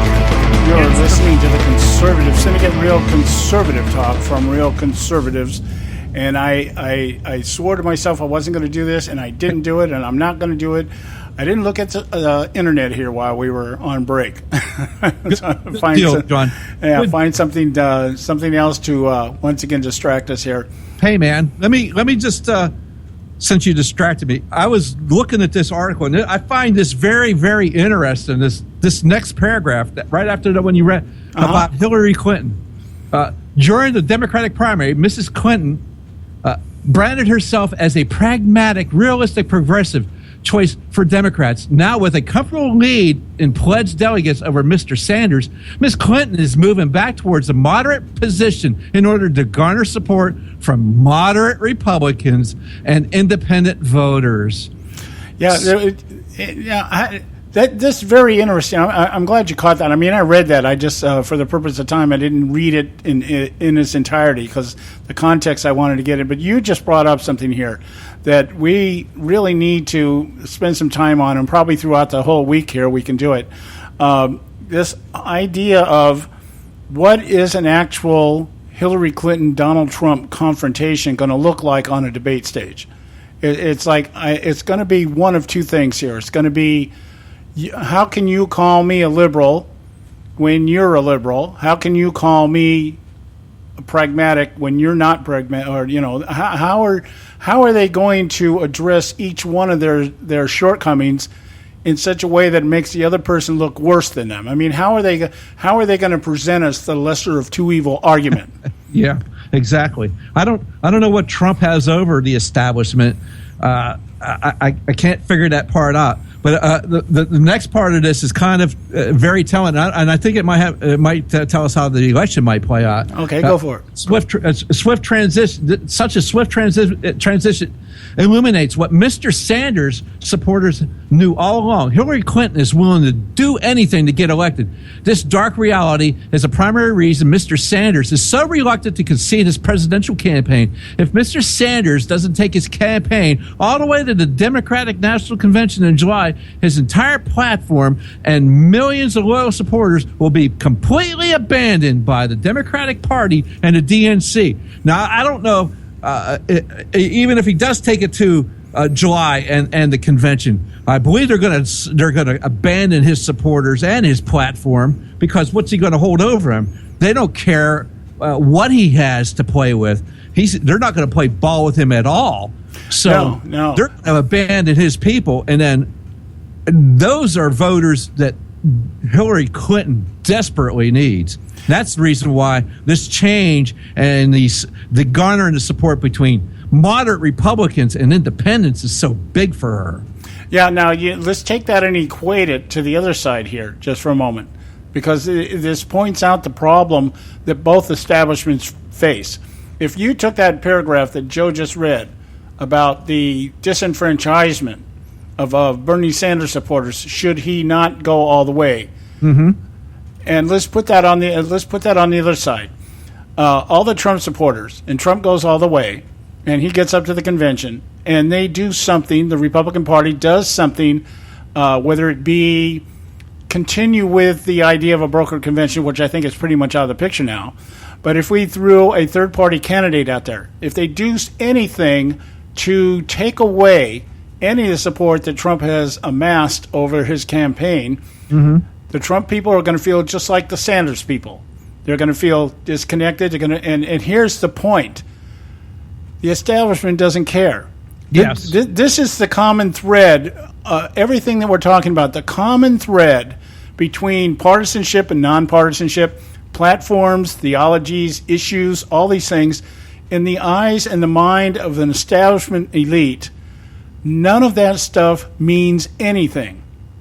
It has no importance other than what it contributes to their agenda and their goal, which is the continuing to amass power and wealth. Yep, they only care about that. They don't care about anything else. Right, because when you're powerful and wealthy, the state of the economy really doesn't affect you. Think about that. It really doesn't. If you're a gazillionaire, so you become a billionaire if the economy crashes. So what? Yeah, you'll suffer through it. Yeah, you'll suffer through it. It's because those of us who live our lives working day to day, hoping to have something at the end of 20 or 30 years out in the workforce that we can at least, be able to go to Walmart once a week, and we look at things through those eyes, through that channel. I can't even imagine, I can't even imagine what $1 million looks like. Now that's a small amount of money these days, but I can't imagine what it looks like. I understand it weighs 20 pounds in a suitcase. Okay, that still doesn't tell me anything in terms of, I've never looked at $1 million and said, oh, wow, that kind of thing. I remember when we bought our last car, we paid cash for that, and we paid $20,000 cash. And I tell you, I felt so uncomfortable holding $20,000 worth of $100 bills in my hand and handing it to the guy. I'm going, wow, that's a lot of money, So I can't even imagine what $1 million looks like. I can't imagine what $1 billion look like. And so when we sit here and we think about this kind of stuff, to millionaires and billionaires, and I don't know if there's trillionaires out there yet, but they look at this stuff as numbers. I'm sure none of them really know what $1 trillion looks like or $1 billion looks like, but they don't care because they don't have to. Yeah. Okay? So when we talk about, they look at it, they equate it into power and influence. We equate it into survival. And there's a big difference there. So what has happened here is Trump, for some reason, I'm with Joe, I can't figure out what he's got over them that they hate him so much. But it's got to be something, and the only thing I can come up with is that he's a player like they are. And so that bothers them because in the course of him playing, he might expose some of the tactics, some of the strategies, and certainly some of the people involved behind the scenes that have been pulling wires in this country since its founding, actually. But just since, particularly since the Woodrow Wilson era and on, have been able to amass great amounts of money and influence. And so maybe that's what I think the big problem they have with Trump is that because he is one of them, they stand to be exposed. And that bothers them because that is where the threat lies. The threat is if you're exposed, then people know how to limit your power and influence. And that's the one thing that's dangerous to the establishment. And I think by these guys out here now floating money over in the Clinton campaign, they are actually putting themselves in the crosshairs of being exposed even more. I didn't know there was a Renaissance technology that it even existed till I read this article. Okay, I don't even know what it's a hedge fund. There you go. Go figure, a hedge fund like Hillary's son-in-law. Yeah, or like George Soros, or Warren Buffett, or the Koch brothers. That's what we're talking about here. The main money players, the people that move millions and billions of dollars around every day.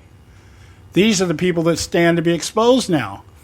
And they're so desperate now that their name is showing up in print, and they're still doing it because something is just tragically wrong in their world today.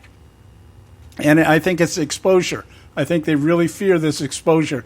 So much so that some of them are getting careless. So, I don't know. Well, they're coming out in the light of day now. And, like the quote he said, if the process is set up to produce an unfair, one-sided result, we're prepared to mobilize.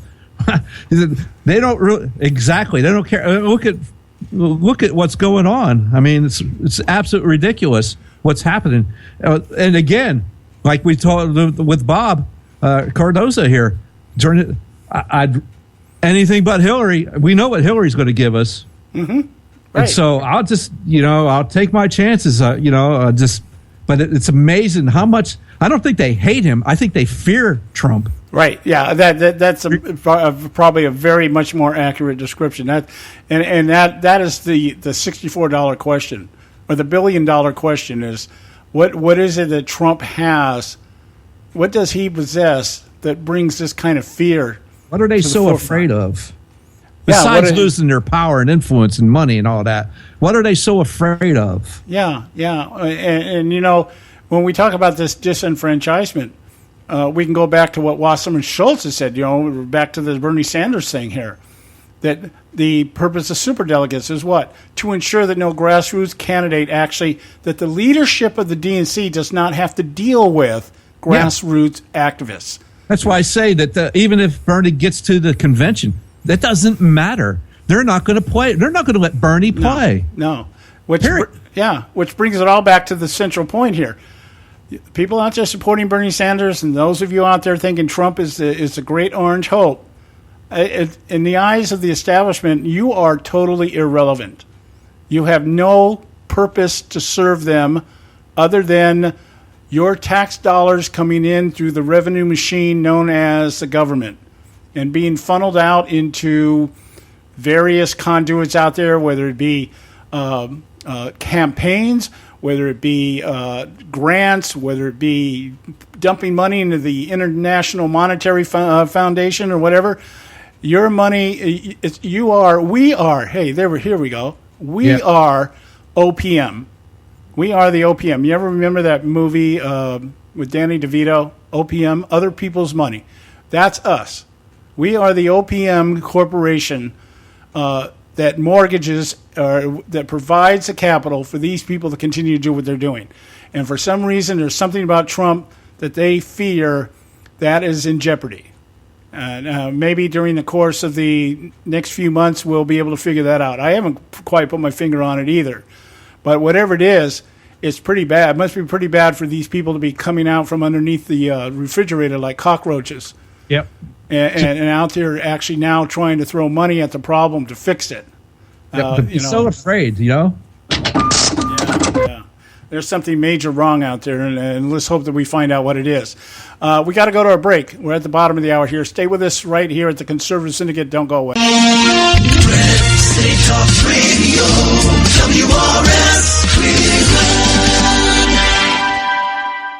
Hey, I'll make you a deal. Give me 60 seconds, and I'll give you directions to the Fountain of Youth. Okay, I'm joking. Well, kind of joking. No fountains, but youth, I got. Nature's Youth and their premier anti-aging product, Nature's Youth RSF. With your sensible diet and exercise plan, Nature's Youth RSF can help you look and feel better. RSF is an all-natural amino acid supplement that supports your body to naturally increase HGH levels without any synthetic hormones. And elevated HGH levels can contribute to increased energy, improved libido, reduced body fat, and improved exercise capacity. Let's be honest. Who doesn't want to look and feel younger? Visit the newly designed website at naturesyouth.com or call 800-333-6923. That's 800-333-6923 and like them on Facebook and you'll be included in contest and exclusive offers. What a deal. Oh, speaking of deals, my time's about up. 800-333-6923 or naturesyouth.com. Who needs a fountain anyway? Call today.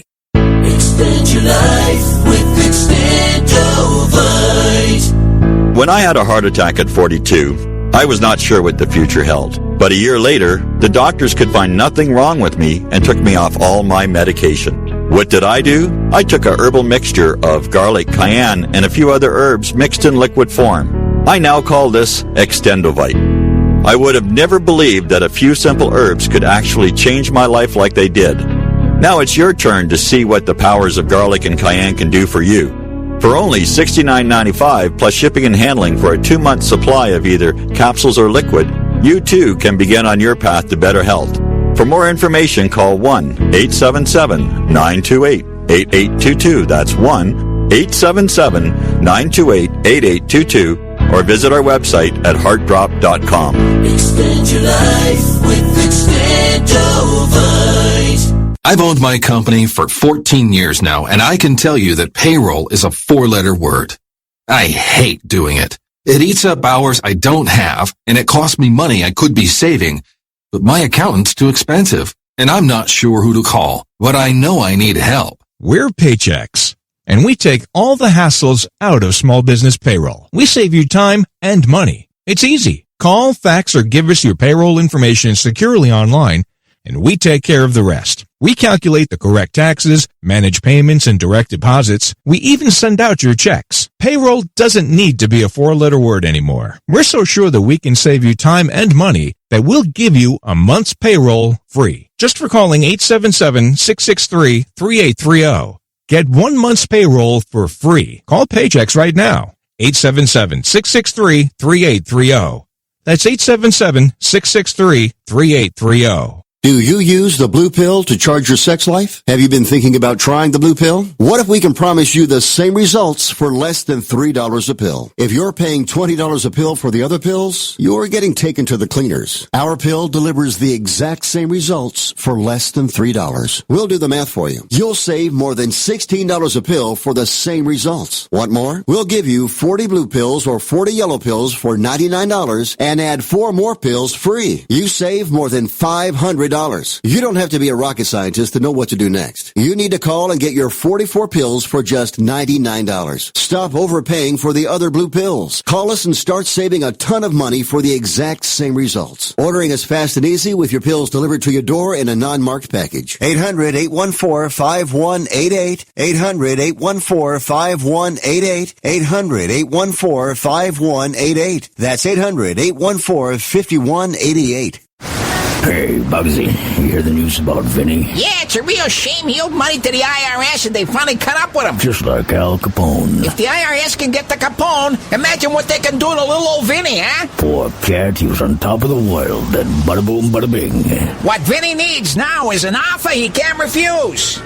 Hey, you got a tax problem? Does the IRS claim you owe them a bunch of dough? They can get you too. So call the tax relief line now and learn if you qualify to negotiate your $10,000 plus IRS tax debt for up to a 75% savings. Don't be like Al or Vinny and get busted. Make this free call now. Learn how you may be able to pay the IRS less. Call now. 866-657-8474. 866-657-8474. 866-657-8474.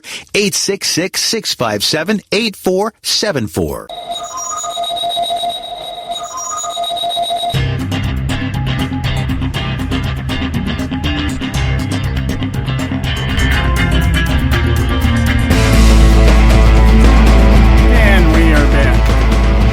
Listening to the Conservative Syndicate, Real Conservative Talk from Real Conservatives. I'm your host, John Matthews, Mad Prophet of the Airways, along with my co-host, Joe, You Can't Handle the Truth, Hakos, and we're here to do what we do the best, and that is to educate, inform, and engage you, our listening audience, on the politics of religion and the religion of politics. And, I'm glad you took that to the next level, Joe. This is what we do in this show. This is what we try to do. We want to, in some cases, exhaust a topic. And in order to do that, to give the topic that I want to get into during the course of the week, that's why I'm not really too concerned about it right now.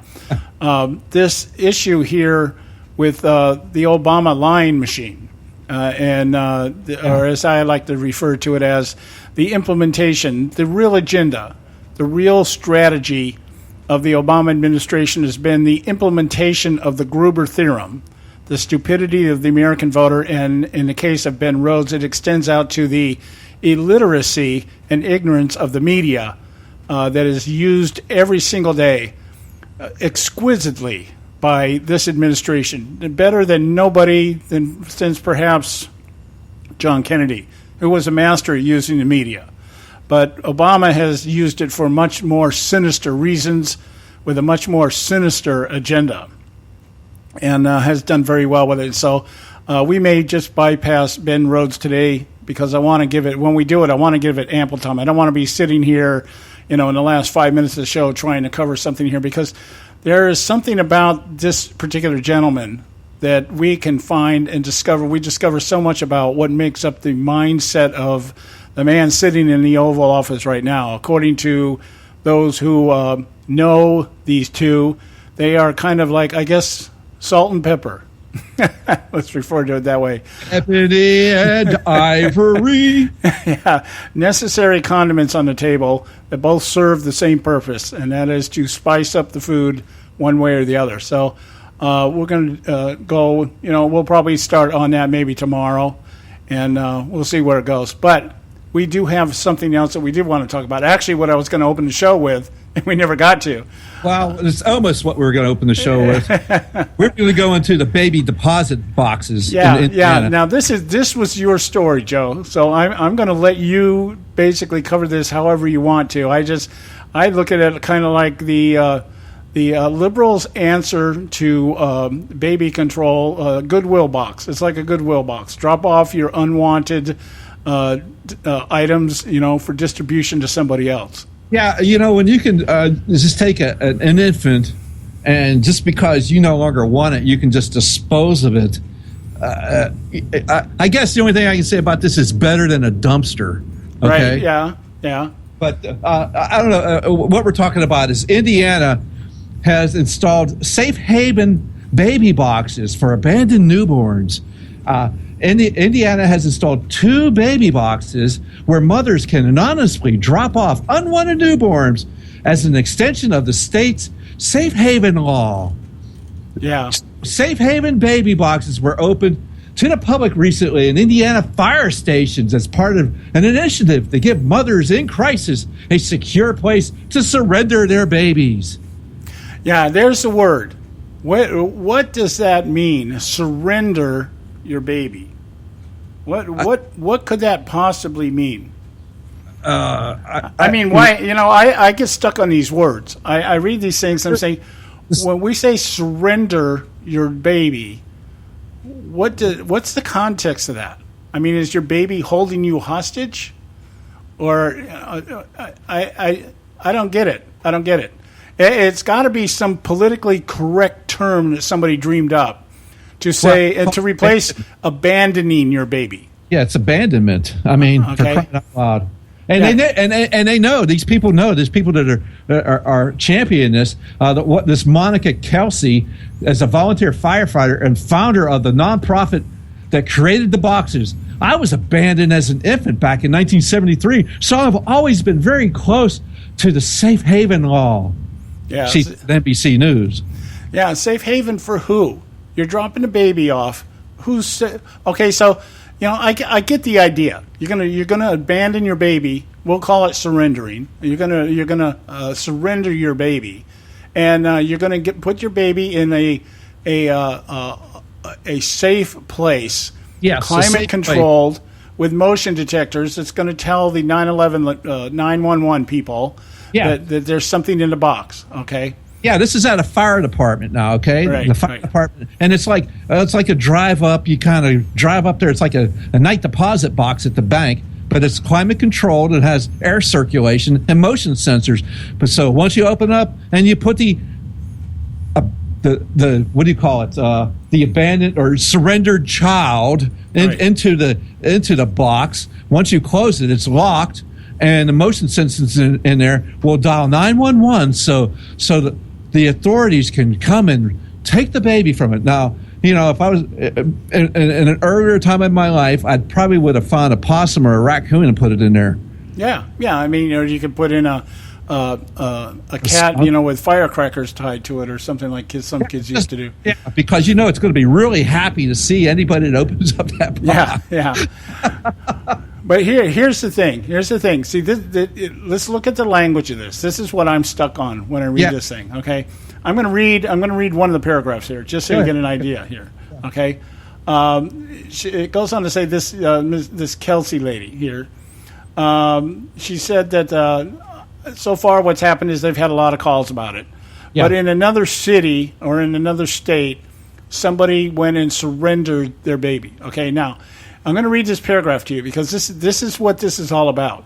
This is, once again, along the lines of alleviating responsibility or accountability by making you feel good while you're doing it, okay?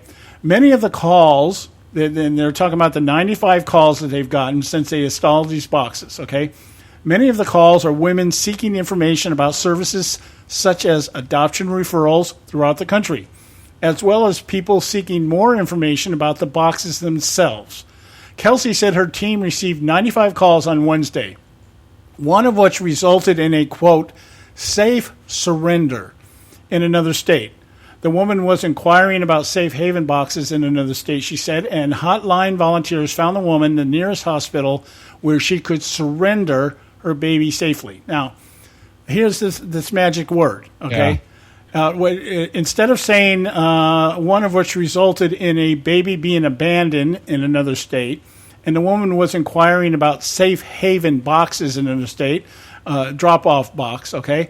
So she could surrender her baby. And I guess maybe the idea is you're surrendering your baby instead of perhaps surrendering yourself for wanting to abandon the baby. And the whole context of the language, what I'm getting at here, the whole context of the language is to make you, the one who is abandoning the baby, feel safe. Yes, feel better about your decision to abandon your child rather than, why didn't you think about not having a child to begin with? Right. Or even, I can even grasp the idea of putting your child up for adoption. But what they want here is they want you to be able to remain faceless and not be responsible, not be accountable, no responsibility or accountability for the fact that you're taking a child that you conceived through whatever act, however that came about, and not have to be in any way accountable for what you're doing. Yep. In fact, of the 95 yesterday, we had one save, she said. That's a win. Yeah, that's a win. That's a win, okay? I really can understand this from the viewpoint of somebody who wants to do something, because liberals love to feel warm and fuzzy about doing things that they think is so good and so humanitarian and out of such kindness, because liberals are just such kind people. They have compassion more than anybody else in the world. But the whole purpose of this saying is to do what? Is to allow the offender to be able to do something without being held accountable. And that is the ultimate goal of liberal ideology. Perpetuate this irresponsible behavior by making it so nice and clean and tidy that you don't even have to think about it. Being able to alleviate the responsibilities of your immorality and your lack of wisdom and discipline and everything else. You don't have to worry about whether or not what you've done is immoral, whether it's inhuman, whether it's you just go about your daily life after that, and just go out and just remember next time to get yourself some Obamacare so you can get a condom, okay? so that you don't have to go through all the pressure and pain and agony of having to surrender another child somewhere down the line. Yeah, and and we were talking about before how the Catholic Church is the way it is. Bob was talking about the local Knights of Columbus, an all-male Catholic organization, has pledged to build 100 baby boxes throughout the state at a cost of nearly $2,000. So there you go. Now you have the church organization sponsoring this behavior. Well, adoption orphans are big business in the Catholic Church. Well, so are refugees. Yeah, so are refugees. They're all worth, because now you can go to the government, the very government that's telling you mandatory birth control and conception and everything else. But now you can get funding from the government to do what? To take care of surrendered babies. Yeah, I think we should go to a break. Yeah, we got to go to break. When we come back, I want to get into the North Carolina transgender bathroom bill. This is a good one. This is how states should respond when the federal government threatens them with blackmail. We'll be right back. Stay with us right here at Conservative Syndicate. You can catch all our archives at theconservativesyndicate.net. The Conservative Syndicate. Real conservative talk from real conservatives. Prices are for base buildings only. May not be available in some areas.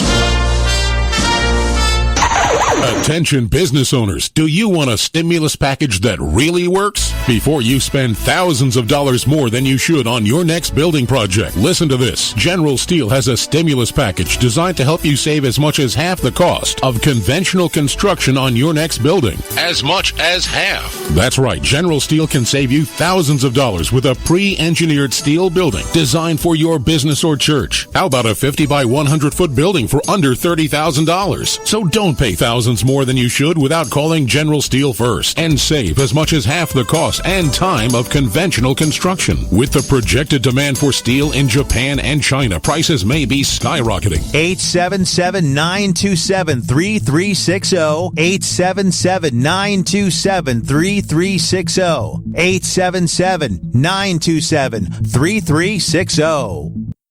Hey folks, if you're like me, you don't place a whole lot of trust in today's media for the real truth and facts regarding the volatile world of finance and politics. When I want the real scoop on money, I go to the most trusted source I know, my good friend and colleague, Bob Cardosa. Bob is a noted expert with a PhD in international finance who airs his nationally known, globally syndicated show, Robert Cardosa Live, daily, Monday through Friday from 4 to 6 p.m. Pacific Time. With Bob, you'll get the right information at the right time from someone who knows his business and can help you make the right decision concerning yours. Again, Bob airs daily, Monday through Friday from 4 to 6 p.m. Pacific Time. Visit his website at robertcardosalive.com for information regarding stations and topics. That's robertcardosalive.com. Check Bob out. You'll be glad you did.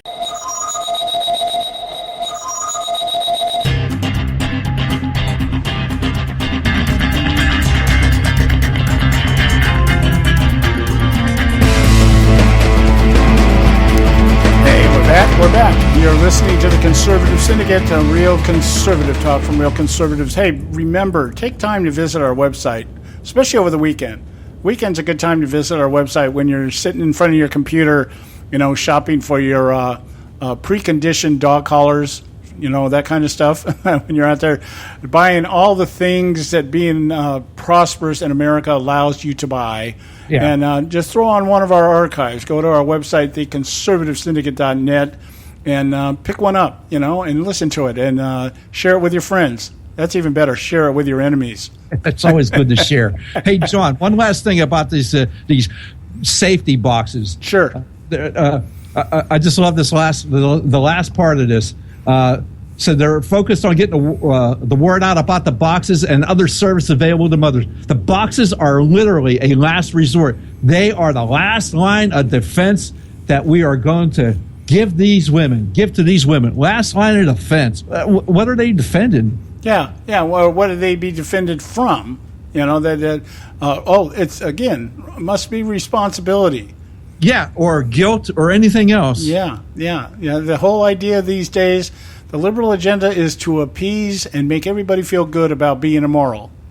That's what it's all about. No, and that's why there's such an attack on quote unquote religious freedom and the church and everything that the Christianity is supposed to represent. I say that because we know that Christianity these days has its own problems, but that doesn't change what it's supposed to be. Just because there are a lot of bad people out there representing the kingdom of God doesn't mean the kingdom of God itself is bad.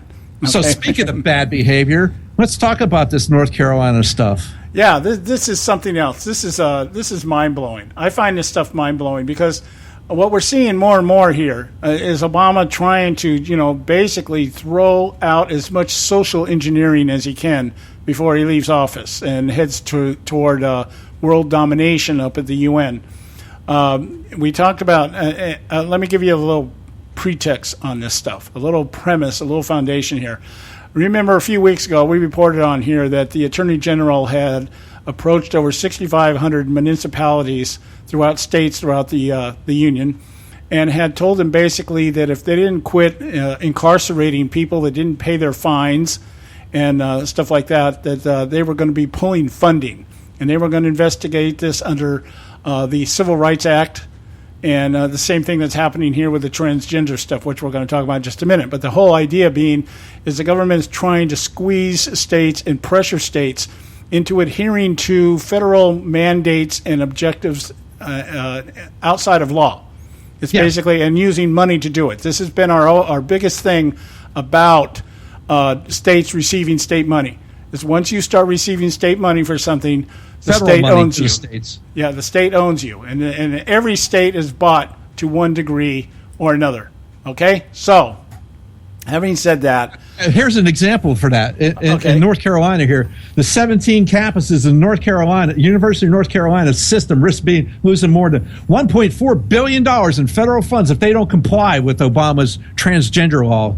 Okay, another $800 million in federally backed loans for students who attend public universities also would be at risk of finding that the law violates Title IX of the Civil Rights Act. Really? Oh my goodness! The federal control of the student loan program is going to be at risk. Yeah. There's two carrots right there. That's what they're doing. They're extorting the citizens of North Carolina.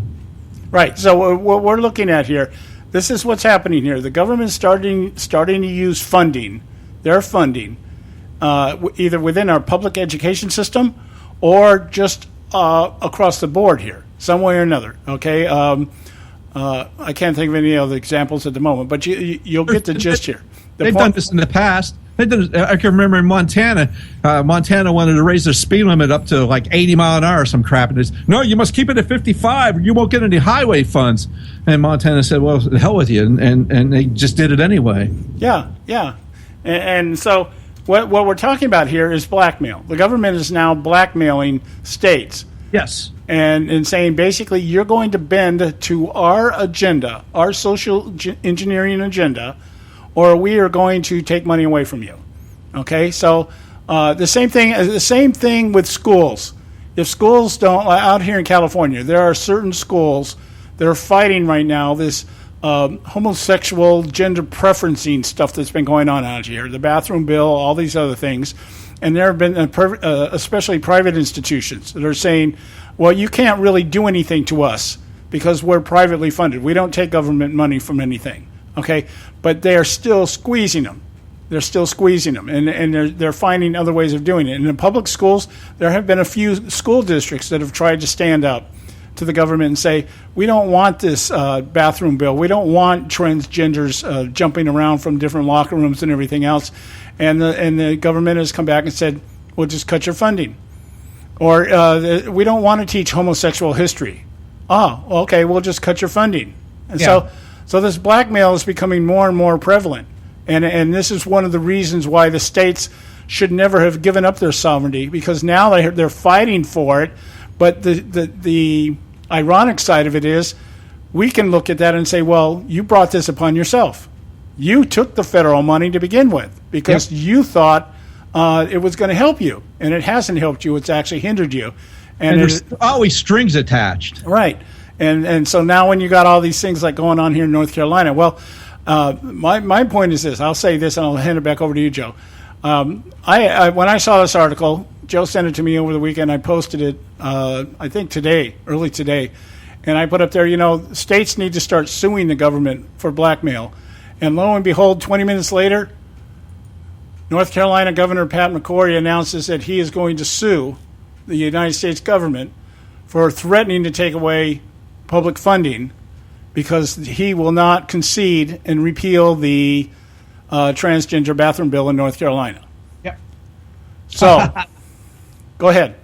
Well, I just think it's ironic, and then not too much longer after that, the Department of Justice is suing the state of North Carolina now. So it was just before we went on the air, so I don't have a lot of detail about it. But yeah, they're suing the state of North Carolina. But anyway, I like the way the governor put it. The governor and Frank Perry, the secretary, the North Carolina Department of Public Safety, they argue that transgender status is not a protected class under Title VII of the Civil Rights Act during the press briefing they gave on Monday afternoon. McCrory said he filed a suit to gain clarity on the federal anti-discrimination laws. We believe a court, rather than a federal agency, should tell our state, our nation, and employers throughout the nation what the law requires. So there you go. Mm-hmm. And then I don't know what our illustrious Attorney General and what she had to say in retort back when they sued the state of North Carolina now. Well, I know one of the comments here, this is one of the comments that I saw, and I'm looking at the first article here, the one that we posted this morning. Okay. North Carolina faces Fed's Monday deadline. The federal government basically gave North Carolina a deadline today. Yes, today. To either accept the transgender situation here or be threatened with pulling the funding. Wow, in a lawsuit now. But this is how politically ridiculous this stuff has gotten. Listen to this. Governor McCrory, he says, we can definitely define the race of people. It's very hard to define transgender or gender identity. I don't get that. Drop your pants. Yeah. I'll tell you what gender you are. We won't, okay? Get a doctor. We'll get a doctor so you won't be embarrassed dropping your pants in front of me. But we'll put you in a room with a doctor, and I bet you it takes that doctor 5 seconds to identify your gender. 5 seconds or less. Okay? If you're liberal, it might take 10. All right? But if you're receiving Medicare, if you're being paid through Medicare, it might take you 20 seconds. But sooner or later, the doctor's going to be able to look at the plumbing, and he'll be able to tell what gender you are. So there's no difficulty in identifying gender. I don't know where that statement comes from. That's one of the most humorous statement in there. Well, we can identify race of people. Okay. Well, you can't do that anymore because Rachel Dolezal taught us that you can be white, but you're really black. Okay, so there it is. Anyway, guys, we got to go. We'll touch maybe more on this tomorrow, but we'll get it more into some of the into the big topic that I want to get into. Ben Rhodes, the article with the New York Times Magazine. We love you guys. Thanks so much for being loyal to us. Visit us at our website, theconservativesyndicate.net. And, we'll talk to you tomorrow. Have a good evening. Thanks for tuning in to this edition of the Conservative Syndicate, the globally syndicated, politically incorrect talk show that seeks to tear down the imaginary wall of separation between church and state. We want to make you aware you can find and access all of our show archives at our website, theconservativesyndicate.net, as well as our broadcast stations and times. That's the conservativesyndicate.net. We so appreciate you taking time to tune in, and we so look forward to continuing to bring you the best and uncompromised talk radio available on the net today. And remember, folks, it doesn't matter how many times you get knocked down in life. It only matters how many times you get up. I'm John Matthews, signing off until next time, right here on the Conservative Syndicate. God bless you, and may God continue to bless America.